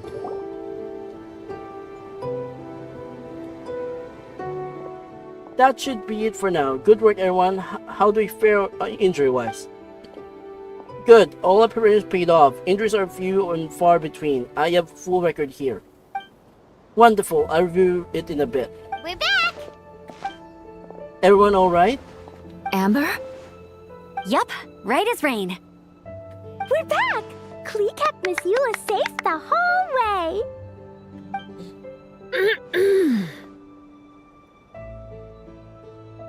That's amazing, Klee. Eula was lucky to have you. Looks like we're still missing a few. Reporting back, Master Jean. Mission complete. Good to have you back safe and sound. And great work, everyone. This operation could not have happened without you all. Okay, where's the... just as everyone. Your leadership is what made it possible, Master Jean. It's been busy for a few days. You should take a well-deserved break. I will, but I believe you deserve one the most. My work isn't finished, I'm afraid. I have a few loose ends to tie up. Loose ends? Ah, of course. We can talk about it back in headquarters. Traveler Paimon should be there too. Alright everyone, who finished their work should be back at their quarters at the church to get some rest. Wanna come with us, Klee? We can drink some tea and eat some freshly baked moon pies. Yes! Yes!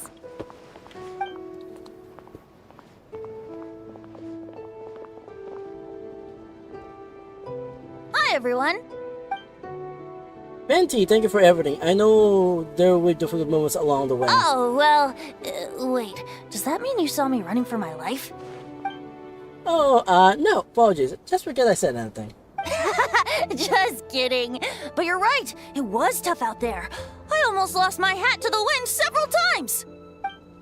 Any notable information on the wind? Of course. I was out on the city wall for quite some time. I heard all sorts of things. As for something notable, well, I picked up on anxious voices and a child's anger. Durin has been isolated for centuries, but absorbing subject number 2's emotions allowed him to understand certain truths about this world and his existence, including the fact that he's no longer a mother's only child, or her most perfect creation. It's obvious he found out that the fact that difficult to accept. The emotions he felt in response were quite genuine and dare say human. If I eliminate the perfect creation, I will be the only child mother needs. This mindset arose out of Durin's instinct to compete and survive, and came to dominate all those around him. Of course, the absorption of Subject 2's knowledge allowed him to take more intelligent approach, accusing me of murder. In the end, however, Durin lacked sufficient social intelligence. The fact that his army even got this far is a miracle. Oh, no wonder Venti sensed a child's anger through the wind. That same feeling. It's close!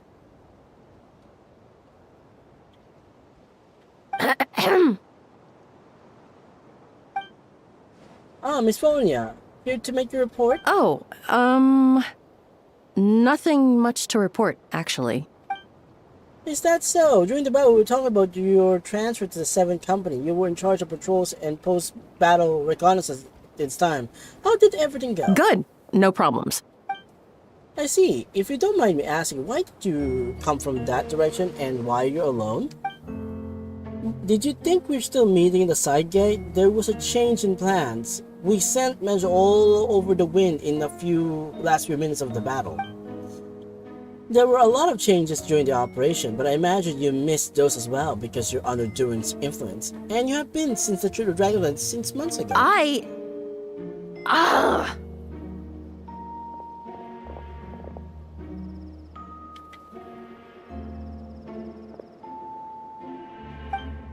Don't move.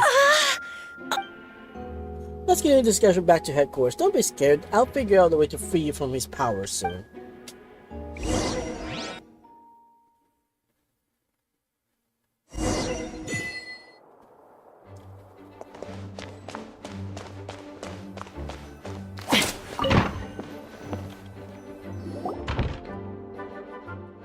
Alright, the other's looking for Fina. Please tell me you can help her. I can, as long as the rest of it goes well. Wait, the operation isn't over. What do we do now? What happens next is more personal project. I consulted with Venti about the possibility of calling a tripartite conference.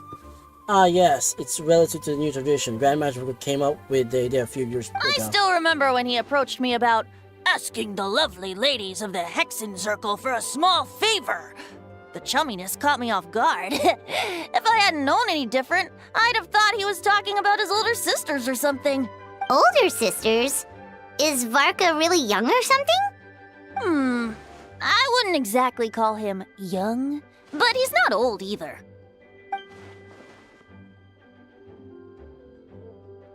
He's the type of character also retain so whenever age it gets. Indeed. Anyway, the Trifecta Conference is gathering of 3 parties. The Hexen Circle, the Animal Arc, and the Joint Force of the Knights and the Church Ravonius. Lord Barbados was able to facilitate the meeting between Varka and the mages.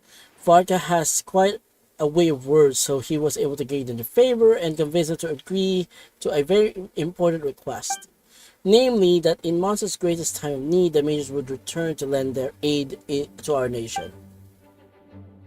Yes, and now I have a request of my own, so I need the conference to convene once again. Venti, if you would. Of course! Traveler, pass me the Dodo communication device. Huh? You're gonna use that thing to call them? Just watch and learn. Okay, I think this should do it.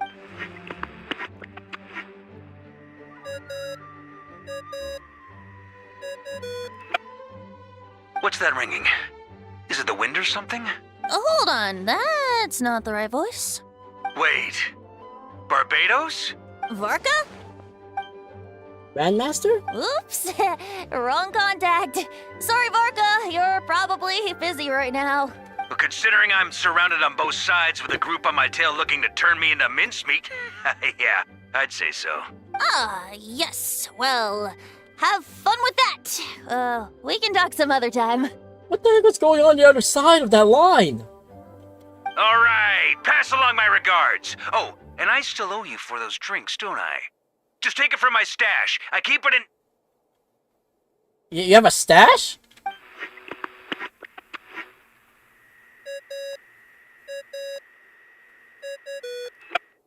Hey! He was just about to tell us where to find his secret stash!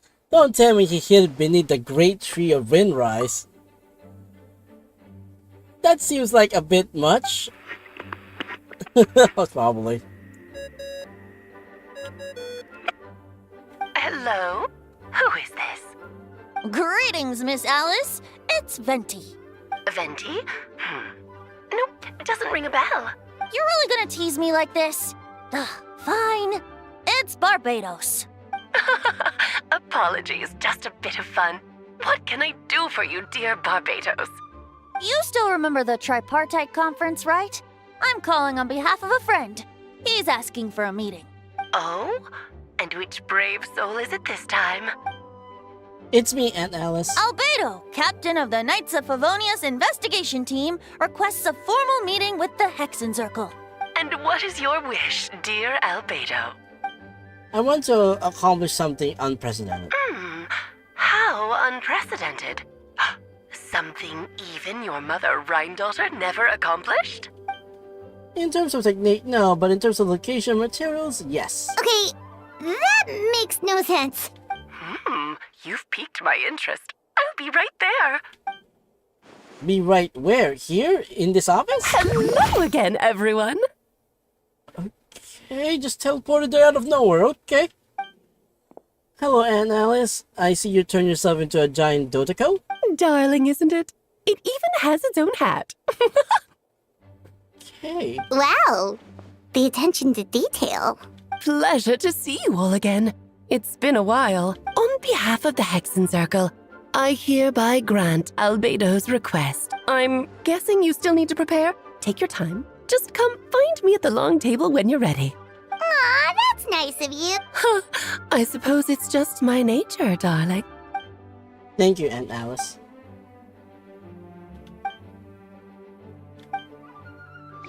Head to your office. We'll meet. Okay. Before we settle, there's something you need to meet. Head to my office. It's waiting for you there. You did so much for us this time, Lumber Bears. I don't even know how to thank you. Don't thank me at all, please. It makes it seem like I'm useless the rest of the time. You know what? That's not what I meant. An Archon has their own calculations. Who am I to question their wisdom? Okay, now you give me too much credit. I admit I'm not the most, proactive Archon. Well, he just said it, everyone. It's not a proactive Archon. It's just a lazy bum and just rushes to the rescue whenever a big crisis happens. Okay, got it. My kind of Archon. Unlike the other Archon who's just sitting on their ass, drinking their tea and wasting everyone's money. Look at you, Zhongli. Stop wasting everyone's money. You have your own hard work to thank for this result. Oh, and our friends the Honorary Knight and Paimon, of course. Of course, let's not forget the main character of this story. Ah, worried about Albedo's plan? I can't help it. I have a full confidence in his abilities, but it's just instinctually responds. But in the end, if he spends some time something, I know he will succeed. I trust him. That's good to hear. Alright, let's just go to the second floor. Let's fly. Let me just fly through the building, inside the building. Hey, have you ever wondered why Albedo always keeps his office closed? Paimon bets there's a secret snack stash hidden around here somewhere. Ah! Hey! Not so loud! Mini Turin? What are you doing here? Well, actually, I've kind of been helping you guys in secret this whole time. I tried tapping Paimon on the shoulder during the battle, but you floated away too fast. Yeah, I've been in Mondstadt for a few days now, but I've kept myself out of sight. I thought people might be scared of me. Oh, don't worry. We aren't scared of you. Thanks. So, what brings you here? Oh, is it Windbloom? There are a ton of fun games this time of year. I did sneak off to the festival for a bit. Even though I couldn't play the games because of all the people, I still had a lot of fun. But that's not why I'm here. Albedo and I made a promise to accomplish something great together. What do you mean? I'm gonna replace the Durin on Dragonspine. I'm gonna be the one who is revived and brought into this world. Wait, didn't that already happen? You left the storybook world, and now you're here. Sorry. I should be more specific. Albedo said he can use alchemy to turn me into a human. What? Yeah, he's been working on it for a long time. And that's what you want, Mini Durin? To become human? I don't know if want is the right word. I don't even know if there's a right answer in a situation like this. But I do know this. I have just as much of a right to this name. I don't want to lose to the other Durin. I know. Albedo talked to me about that. He said the Durin on Dragonspine is a lot more aggressive and primitive. Almost like a beast. Ooh. Beast? Mountain? What is Beauty and the Beast now? But Mom created me in a storybook. The pure parts of me can balance out the evil parts of him. If I'm honest, I don't know what that will look like. If I can still be me once I become one with that part of him. Maybe without a complete soul, there was never really a me to begin with. Albedo said these kinds of questions are normal. We're all just trying to figure out who we are. But I'm not afraid of change. I want my life to have meaning. And suppressing an evil dragon, becoming human, both sound pretty meaningful to me. So don't worry. No one is forcing me to make this choice. Well, turning you into a human sounds like a huge project. Yeah, I'm really grateful to him. We're kind of in the same boat, you know? Albedo told me he's the Kryda Prince. a synthetic human. And if this works, I'll be one too. We will be the only two of our kind in the whole world. Alchemical creations allowed to live in human form.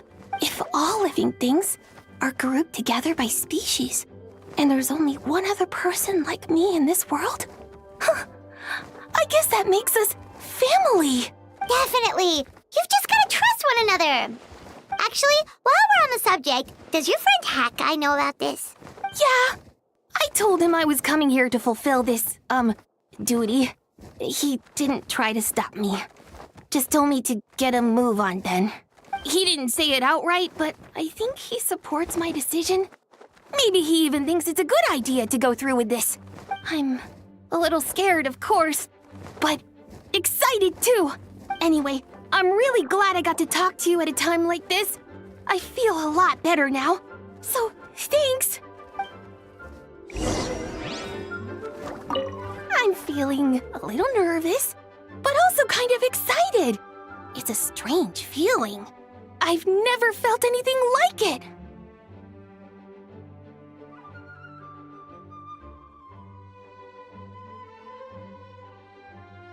But don't worry, I can cope.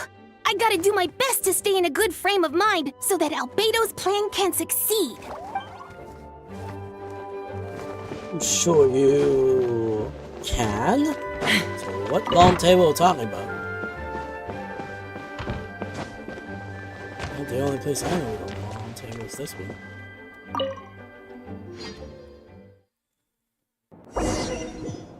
The one place I haven't accessed. Your party provision can be changed during the Hex Circus trial. Choose a suitable party in advance. Recommended is water and fire. Alright, I guess I better start making a party here.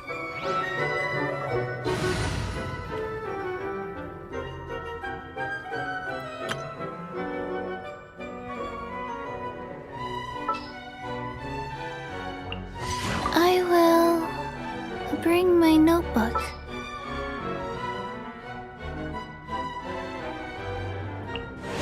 The pleasure is all mine. Alright, I think that will do. Oops.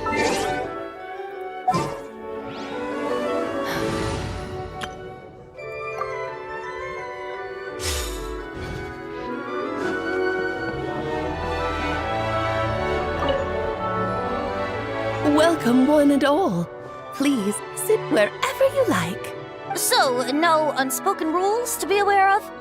I don't want to unwittingly park myself down on some important lady's chair. I highly doubt anyone's going to mind where you sit, Lord Barbados. But thank you for being so considerate. Jean didn't fancy tagging along? A lot happened the city today. If she left, there would be no one to lead the Knights of Avonius. All right, never mind. I was just hoping to treat her to some tea. So, tell me, Albedo, what is this outrageous and audacious plan of yours that I've been hearing murmurings about? I'll go straight to the point. I intend to kill the evil Durin in Dragonspine. Oh? And it also requests some alchemical reagents from the Hexen Circle. Which ones? I'm all ears. First would be the flesh of that immortal monster from Mir Pravari. Interesting. What else? The other is a portion of the embryo left by my mother, Rindar. The raw material from which she created her monsters in the past. There's not much of it left. Dragon blood, monster flesh, and embryo. Sounds to me like a formula for creating life. Correct. Durin's heart has continued to beat ever since the day he died. That means it's just a matter of time before he eventually returns. It could be centuries away or millennia, but the day will come. I've spent years investigating in Dragonspine, so I'm aware of the danger he poses. He's already posed considerable threat to Mondstadt at less than half his original strength. There's no telling how dire the consequence could be if he regained his full life force. Hence, if we want to free the dangers posed by his blood and limit his fatality, we must find a way to eliminate Durin entirely. Unfortunately, Durin is a special entity. Even after death, he could reawaken at any moment. So, the solution is to kill him and resurrect him in a different form. Upon resurrection, he will no longer be a creature he once was. In fact, he will no longer be a monster at all, because I intend to transform him into a human-like being. During the summer, Clea and I visited a fairy tale world called Simulanka. It was created by the mages from the Heckin Circle, so I'm sure you know of it. Of course. It was even the home of one of M's children, the other Oh, I see. It was during that journey I learned that the certain that Duran would return to fight one day. That experience inspired me to meet the pure soul M had created, and I knew if I wanted to change Duran's fate, he could be the key. To that end, a device that helped carry model of the transmutation. The soul will come from the fairy tale dragon Simulanka, the blood from the original dragon's heart. And the monster remains of Mirajavati and the embryo mother left behind will form the flesh. The corrosion nature of the dragon venom and the heightened vitality of the monster remains will offset each other, keeping the construction body in perfect balance. A powerful side effect can be triggered when festering forces of life force collide. In an alchemic setting, the results should be nothing short of astonishing. The glint in your eye when you talk about these ideas. You really are your mother's child. Do you see that as a bad thing, Aunt Alice? Of course not. To me, you're both extraordinary individuals. I find you fascinating. In any case, now I see why you asked Venti for help. The raw materials you seek are extremely valuable. The misuse of even the tiniest amount could cause unimaginable chaos. That said, we're happy to give you what you need. But there is one condition. You need to prove you can wield them. And so, you must pass the Hexenzirkel's trial. I understand. I figured something like this would happen. That's why I asked the traveler to come along. Wait, I'm joining you in this thing? You're not gonna try to talk me into it. Haha, I can think of no partner for this endeavor. So you know our tricks, huh? Aunt Alice has always loved the spectacle. Any chance to witness friends come together to support one another? Well, success means little if you have no one to celebrate it with, no? Although, I'm afraid dear Paimon will have to sit this one out. What? Why? The Hexenzirkel trials are no walk in the park, my dear. Besides, I already decided on the structure. There's only room for 2 participants, I'm afraid. No more, no less. You understand, don't you, Paimon? Oh, don't be too angry with your dear aunt. Okay. You can turn off the charm. Paimon will stay behind. Oh, Paimon's sad. Boo-hoo! Thank you for being so understanding. Then, whenever you two are ready, interact with the chessboard on the table. It will guide you through the trial.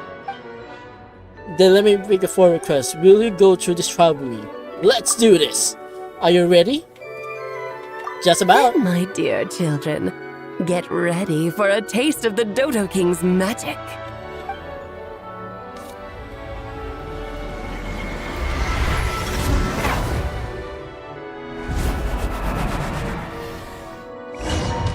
Wow, that's how powerful Alice is. Can shrink you into size.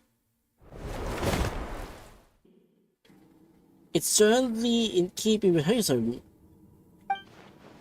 I've been shrinking on chest piece size. Whoa, you're so tiny now. Take extra care of yourselves, okay? What is it? Nothing. It's just Paimon was even louder than usual now. Now I'm on this size. She always so energetic and lively. Nothing can dampen her spirits. Don't worry, you'll be back to her again in no time. You sound pretty confident, Albedo. And Alice, I didn't realize you'd personally conduct the trial. Well, since your mother has to recuse herself, who better than I to put your abilities to the test? I have prepared quite a riveting new performance just for you two. See? Uh-oh. Defeat them in battle. Prove to me that you have what it takes to achieve your goal. Swashbuckle your way to victory like gallant fairy tale heroes. Right? That is scary! Miss Alice, you're so scary. Bow your head. Burst forth! Box of Adepti Witness my great undertaking!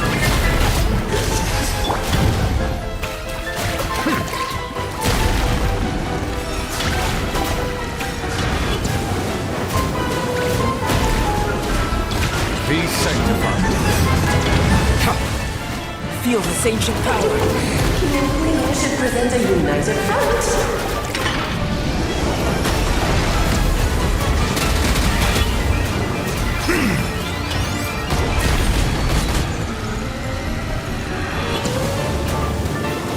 Witness my great undertaking!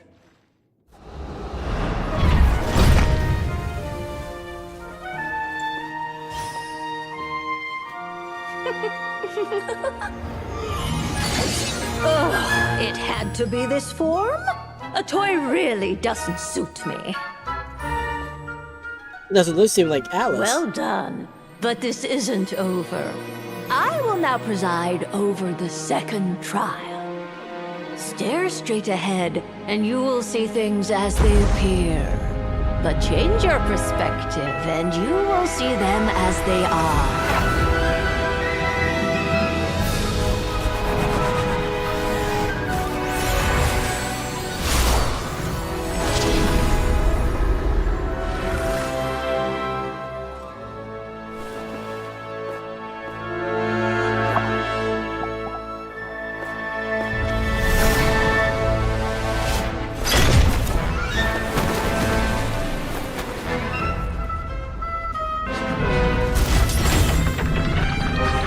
It's a Transformers!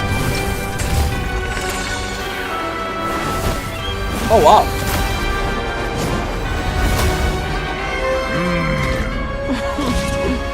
The trial awaits.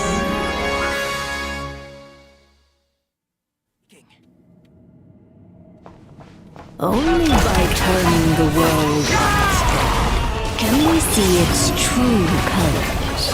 So, it begs the question, what do you see on the other side of this chessboard? Pawns earned true freedom the moment they gained legs with which to run. So, in the spirit of Rhine-daughter, I prepared a little surprise for you. No need to thank me, of course. Just a small gesture of kindness from me, Barbara. This calls for some pomp and ceremony. Oh, Albedo, you're always so charming and delightful. Moment of burn! Burst forth! Live! Our performance has yet to conclude. Live! I dance for you, my dear. Feel this ancient power. It is time to slay our Oh my foes gosh, this is with so your intense. almighty This calls for some strength. pomp and ceremony. Good lord, I've always lost forgetting your my lines. place. Where were we?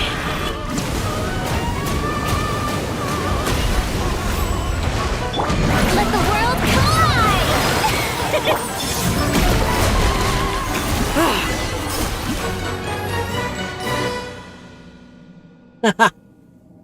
Alice in Wonderland much? Yes, very well done. Oh, they've grown up so fast. I'm so proud. Really? Well then, I'll leave you to debrief the others about today's events. Huh? You're leaving already? You did marvelously today. I'm thrilled for both of you. And should you feel the need to gloat profusely to that student of mine so she knows to up her game, be my guest. Oh yeah, Mona. Uh-oh. That is not good for her. Lovely tea party. But that'll do me for now. Until next time, my dearies. You're just going to up and leave? Barbie? You'll have to forgive Barbalov. She's always on the move. And she never says where she's going either. I think she enjoys the mystique. But if I had to guess, she's probably going for a walk. She's a very health-conscious individual. Barbie was satisfied with your victory, and so am I. Congratulations to you both. You can come back now. Oh, whoops. I need to turn you back to normal first, don't I? Oh, there goes Second Circle doing their, what do they call this, You're finally back! Great job! You made it all look so easy! So easy, in fact, huh? Nice to have you back safe and sound. Now time to relax and switch off. You've earned it. Thank you. Felt pretty good to beat the trial. Once you rest up, let me know when you're free. We'll head to Dragonspine. To deal with the Dragon of Dragonspine, right? Indeed, the sooner we deal with Durin, the better. Nice to have you back safe and sound. Now time to relax and switch off. You've earned it. You know, I've never been to this room before. At all. I've not accessed it. Let me just check. I'm sure it's been this room.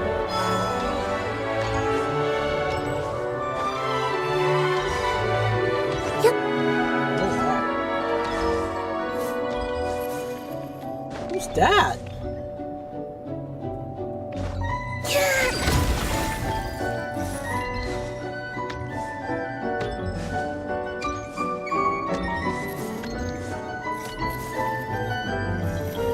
Am I in an elevator?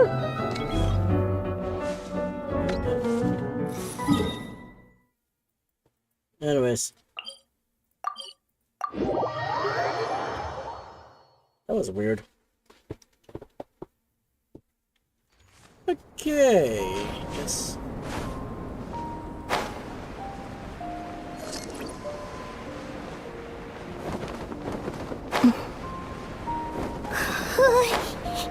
Yep, this place is as freezing as ever. Paimon's hands are turning to ice.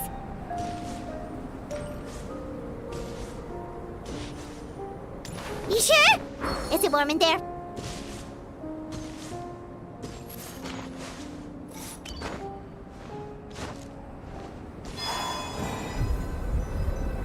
So this is the mysterious thing I've been finding. Okay, so it was the heart of Durin. I didn't know that. We've arrived. Sorry, Paimon, I have to get to work now. Still beating away after all this time. Leave it to me. You two stay on guard.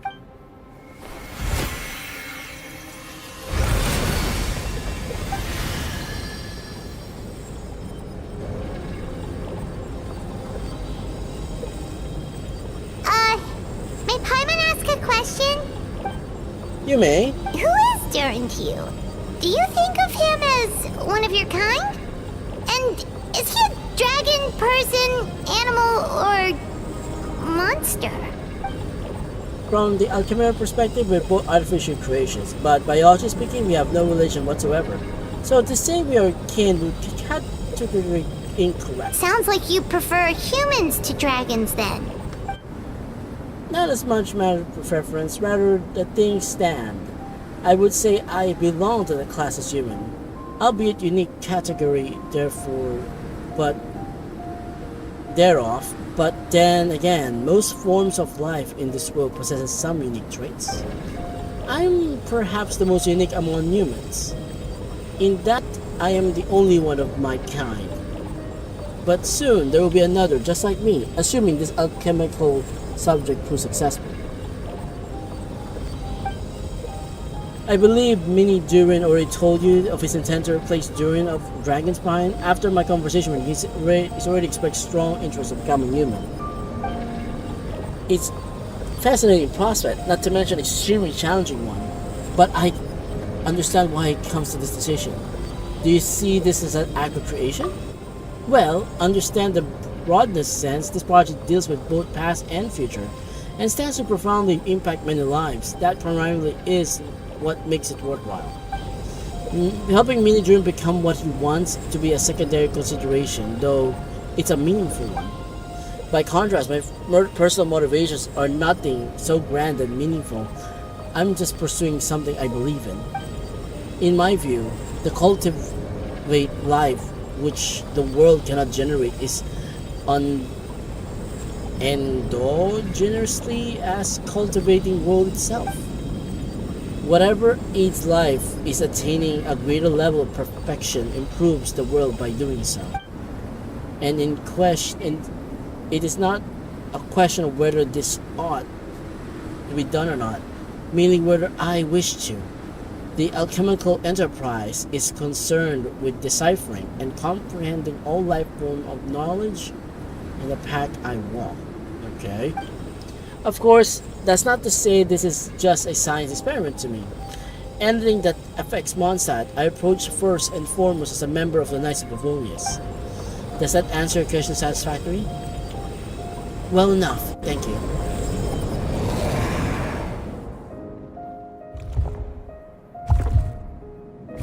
Finished. Looks like a golden energy has encased the dragon's heart.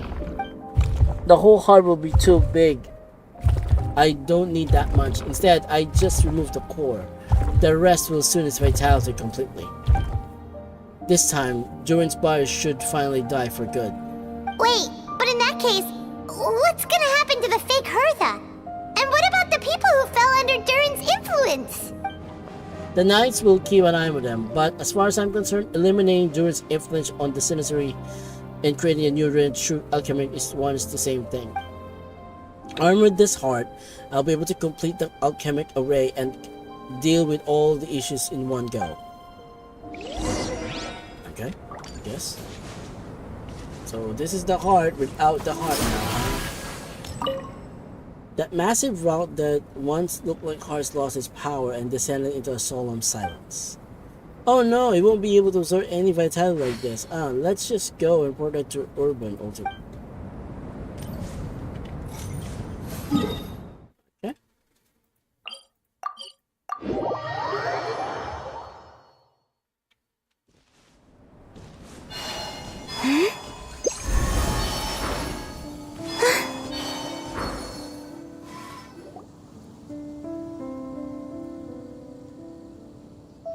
Let's call it a day here. Thank you for accompanying me. Pleasure! We sure learned a lot.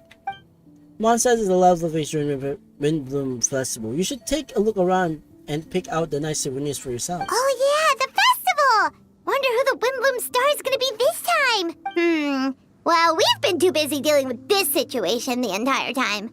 Who else would be free to work during the Windbloom Festival? I'm sure we'll find out on the day off.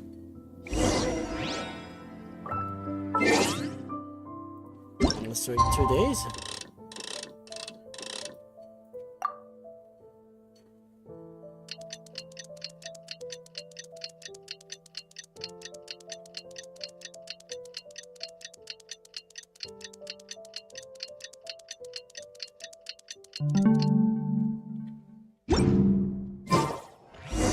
The Windbloom Festival is about to begin! Let's go check it out!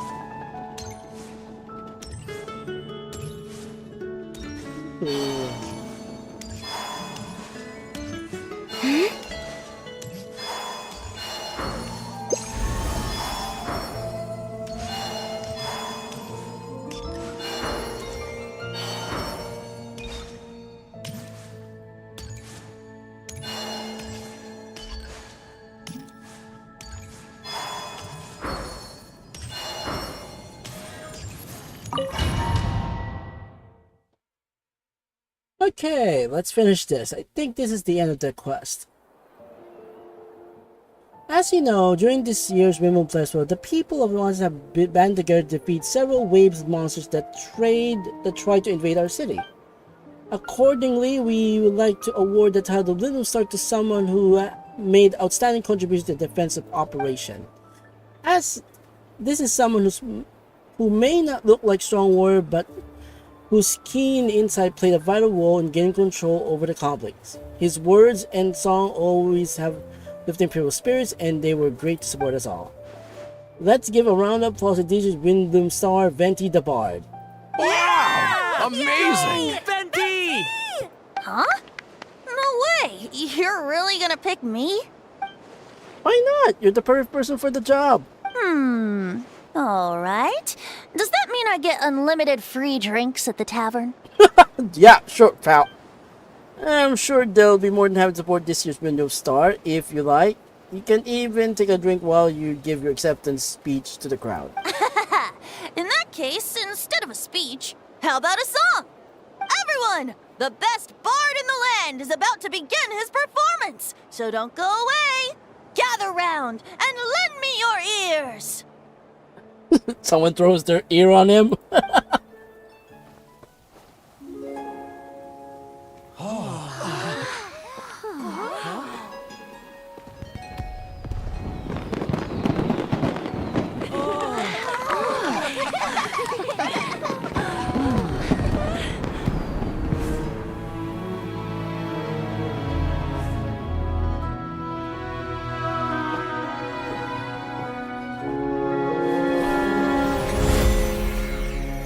I hereby exercise the prayer of formation.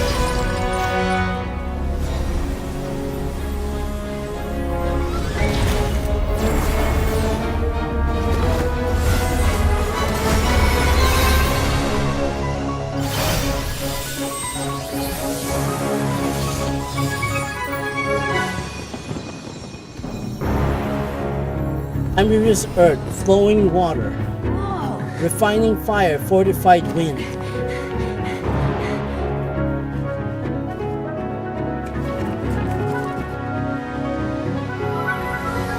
Traverse the 8th, worldly the 20th passage.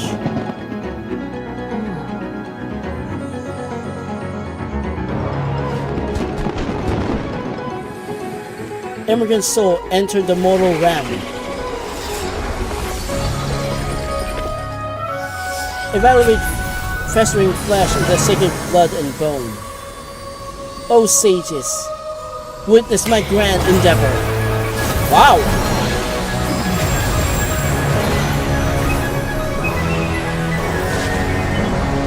It's digivolving!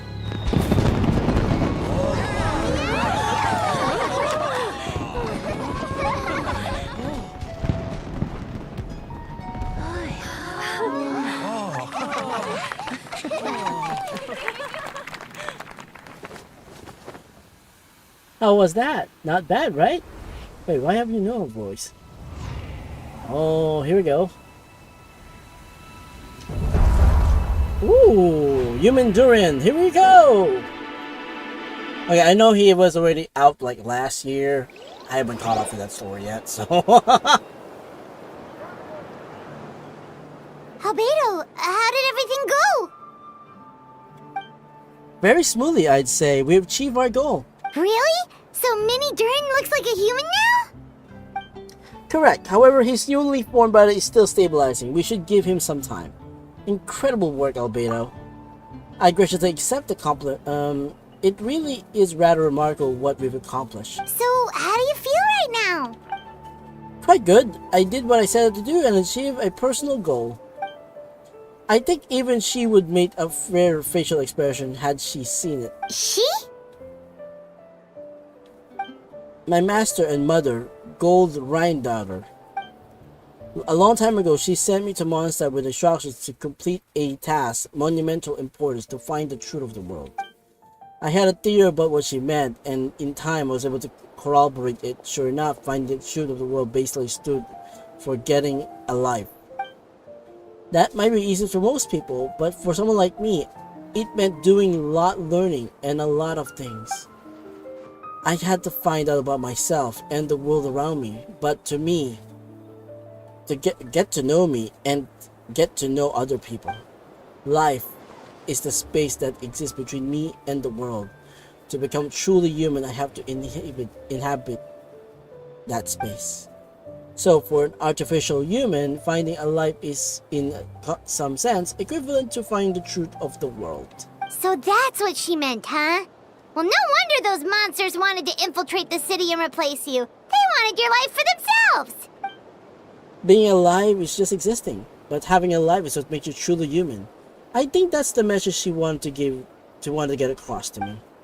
Still, I found this whole series of events has given me a new inspiration. Becoming human is only beginning. What follows is the choices a human has to make in life, as well as the kind of family bonds they will form. Most people will probably see the events a few days as something out of a nightmare, but for me, it's just part of my family life. I fear that the carefree existence my brother has enjoyed this far will now come to an end. As for me, he will have to step into the world and face the same concerns as everyone else. You've got an unusual family, that's for sure. Well, I suppose we get it from our mother. She's highly unusual. There are all kinds of families in the world. Some base their life around the family store, others around the farm. In my family, we're supposed to tend a flower bed, and now I'm the gardener too. As long as you feel like you've gained something from the experience.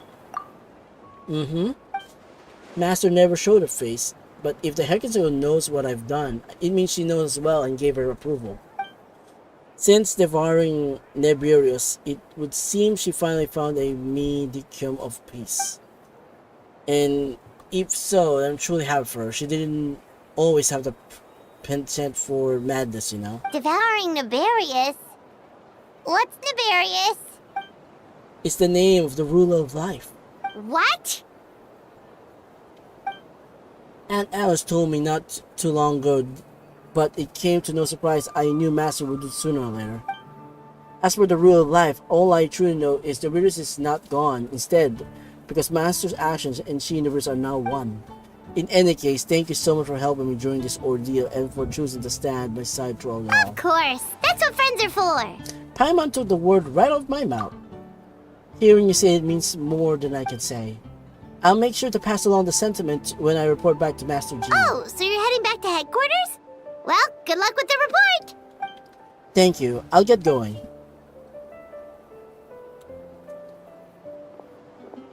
Wow, this Windbloom Festival turned out to be a special one. It feels like we really made a difference. Oh, Paimon almost forgot! If the Windbloom star has already been chosen, what is this year's Windbloom gonna be? Wanna take a guess? Venti! You're back! Well, I couldn't keep my two dear friends in the dark about this year's Windbloom, now could I? What do you think of the Cecilia? The true feelings of the prodigal son. A sentiment as sweet and warm as a gentle spring breeze. Perfect for the season. Traveler, give me your hand. The mages are very pleased that you and Albedo managed to pass their trial. Albedo received the materials he sought, so you deserve something in return as well. The Hexen Circle wants you to have this. It contains something entirely one of a kind, a secret of sorts. When the time is right, it will reveal itself to you. So no need to open it right away. Wow, a gift and a mystery all in one! The mages sure love their secrets, huh? According to the sender, you are probably the only person who could make use of something like this. So I suppose it belongs with you. Well, all I did was deliver it. Although I did go to great lengths during this whole ordeal. I suppose a reward for my efforts wouldn't be out of the question. You've helped a lot, Venti. How about we treat you to a drink? Really? Oh, I'll hold you to that, you know. No going back on your word. Of course not! Let's go to the tavern right now! Music to my ears. Oh, I'm so happy I could fly. Oh, it's like this festival was made for me or something. I'm sorry. Yes, it was. And you're just like, what? When no love remains for the songs to tell, the world becomes naught but an empty shell.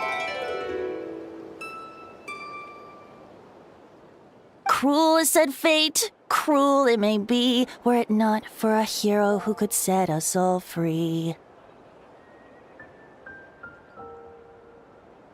Through shadows so cold, he saw wisdom untold, chasing a fragrance the wind only knows. This wistfulness waned and faded into night as he stepped from the darkness and into the light. And that's the end of the chapter. Finally! Well, that's the end of that. Didn't realize it's gonna be this long.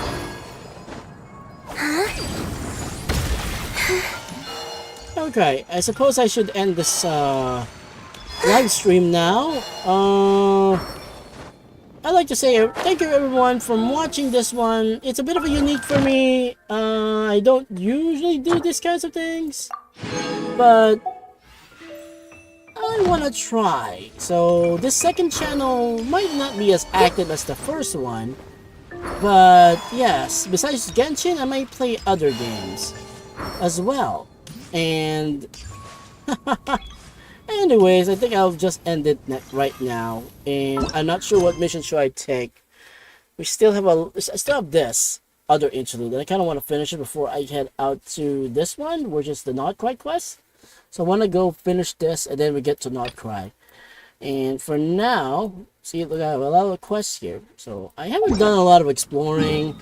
Just gonna show you off. So yeah, I don't explore much. I don't play much. Busy schedule and all. It's not like I can finish everything in a single strand. So yeah, I finished a few major quests, but not all of them. Anywho, it's fine. It's fine. Anyways, everyone, all I can say is ciao.